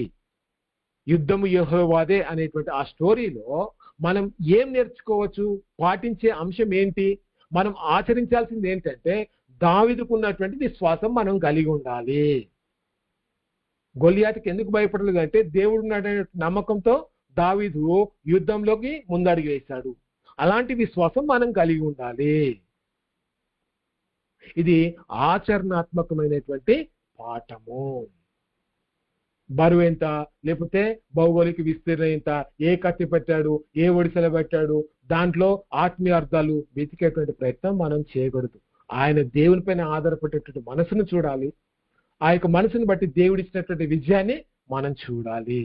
ఇవి ఆచరించేటువంటి మన యొక్క జీవితంలో అన్వయించేటువంటి సందర్భాలు. కాబట్టి మేధో సంబంధమైనటువంటి వివరాలతో వాక్యం చెప్పేటువంటి వ్యక్తులు ప్రతిదాన్ని బైబిల్లో ఉన్నటువంటి ప్రతి మాటని అదే ఇదే అని చెప్పి మరి ఇంటలెక్చువల్ గా బోధించేటువంటి వ్యక్తులు కూడా మన సమాజంలో ఉన్నారు. వారి జీవితంలో నిజమైనటువంటి ఆత్మీయత మనం కొన్నిసార్లు చూడలేకపోతుంటాం. అది మీరు గమనించాలి. ఇది మనం అన్వయించేటప్పుడు చాలా జాగ్రత్తగా అన్వయించాలి. మూడవది అతి రూపకం, అతి ఆత్మీయం. మీరు గమనిస్తూ ఉంటే ఇక్కడ కూడా ఏం పొరపాటు చేస్తున్నాం, అల్గరైజేషన్ లో ఇది ఒక కథ విషయంలో చాలా ఎక్కువగా జరుగుతుంది. ఏంటి అంటే ఇక్కడ జరిగేది మనం చూస్తే దావీదు ఏరుకున్న 5 రాళ్ళు అంటే విశ్వాసము, ప్రార్థన, బైబిల్ చదవడము, చర్చికి వెళ్ళడము, కానుకలు ఇవ్వడము. రచయిత అది చెప్పడానికి రాశాడా అండి? రచయిత మనసులో అదే ఉందా? మనం ఏం చేస్తున్నామంటే రచయిత చెప్పిన ఉద్దేశం వేరు, దాన్ని మనం అన్వయించేటువంటి ఉద్దేశం వేరు. 5 అన్నది కాబట్టి ఇక్కడ 5 రాళ్ళు అంటే ఏదో ఒకటి తీసుకొచ్చి ఆ 5 రాళ్ళకి సమానమైనటువంటి వాటిని మనం చేర్చాలి. ఎందుకంటే ఇవి పాటిస్తే సంఘస్థులు బాగుంటారు అనే ఆలోచనతో మనం విశ్వాసము, ప్రార్థన, బైబిల్ చదవడము, చర్చికి వెళ్ళడము, కానుకలు ఇవ్వడము, ఇది 5 ఇవి రాళ్ళు అని చెప్పొచ్చా? అంటే అతి ఆత్మీయత, ప్రతి వచనాన్ని ఆత్మీయ కోణంలో చూస్తూ దాన్ని ఎక్కువ చేసి మన అనుదిన జీవితంలో మన విశ్వాసాన్ని బలపరచడానికి చేసే ప్రయత్నంలో వారు అతి చేయడం కూడా పొరపాటే. ఉన్నది ఉన్నట్టుగా ఫస్ట్ అర్థం చేసుకోవాలి. దాంట్లో మనం మోరల్ గా ఏం నేర్చుకోవాలి అనేది మనం గమనించాలి. ఆ తర్వాత గొలియాతు అంటే మీకున్నటువంటి అప్పుల బాధ, లేదా క్యాన్సర్ వ్యాధి, లేదా డిప్రెషన్. కాబట్టి మీరు ఇక్కడ మీరు గమనిస్తా ఉన్నట్లయితే దావీదు 7 రాళ్ళు ఎందుకు ఏరుకున్నాడు? ఈ కారణాన్ని మీరు చూస్తే మీకు అర్థమవుతుందండి. ఇక్కడ చూస్తే గొలియాతుకి ఇంకా 4 సహోదరులు ఉన్నారండి.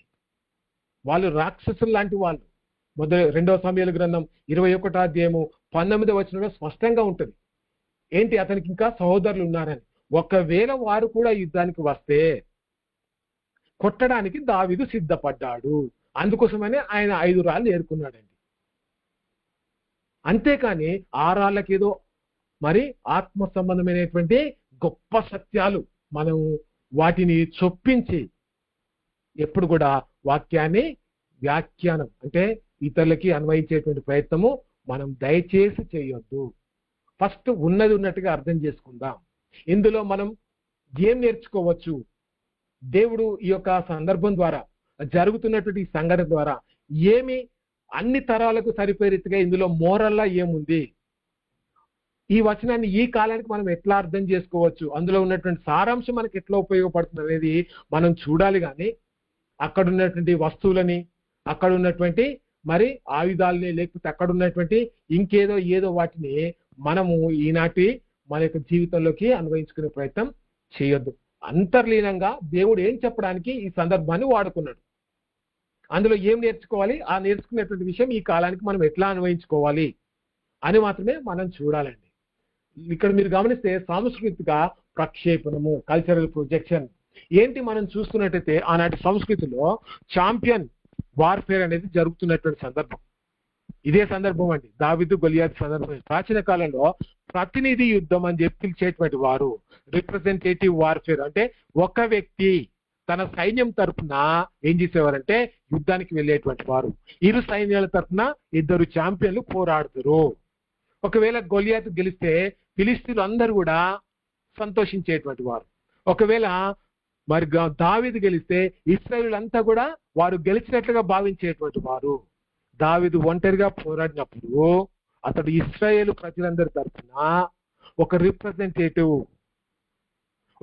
మీరు గమనించాలి, వారి తరఫున ఒక యోధునిగా యుద్ధంలోకి ఆయన వెళ్తున్నాడు. ప్రజలందరి తరఫున ప్రాణానికి తెగించి ఆయన నిలబడ్డాడు అనే విషయాన్ని మనం అర్థం చేసుకోవాలి. ఇప్పుడు కూడా సంఘంలో ఏదైనా సమస్య వచ్చినప్పుడు మనం ఒకవేళ ముందుకు వెళితే అక్కడ ఉన్నటువంటి సమాజానికి మనము రిప్రజెంటేటివ్ గా మనం ఉంటాము. సరి అయినటువంటి క్రైస్తవ అన్వయం ఎట్లా చేయాలి? క్రైస్టోసెంట్రిక్ కనెక్షన్, క్రీస్తు కేంద్రితమైనటువంటి సంబంధము. ఈ ప్రతినిధి సంస్కృతిని బట్టి చూస్తే ఈ కథలో మనం దావీదు స్థానంలో లేమండి. భయంతో వణికిపోతున్నటువంటి ఇశ్రాయేలు స్థానంలో మనం ఉండొచ్చు.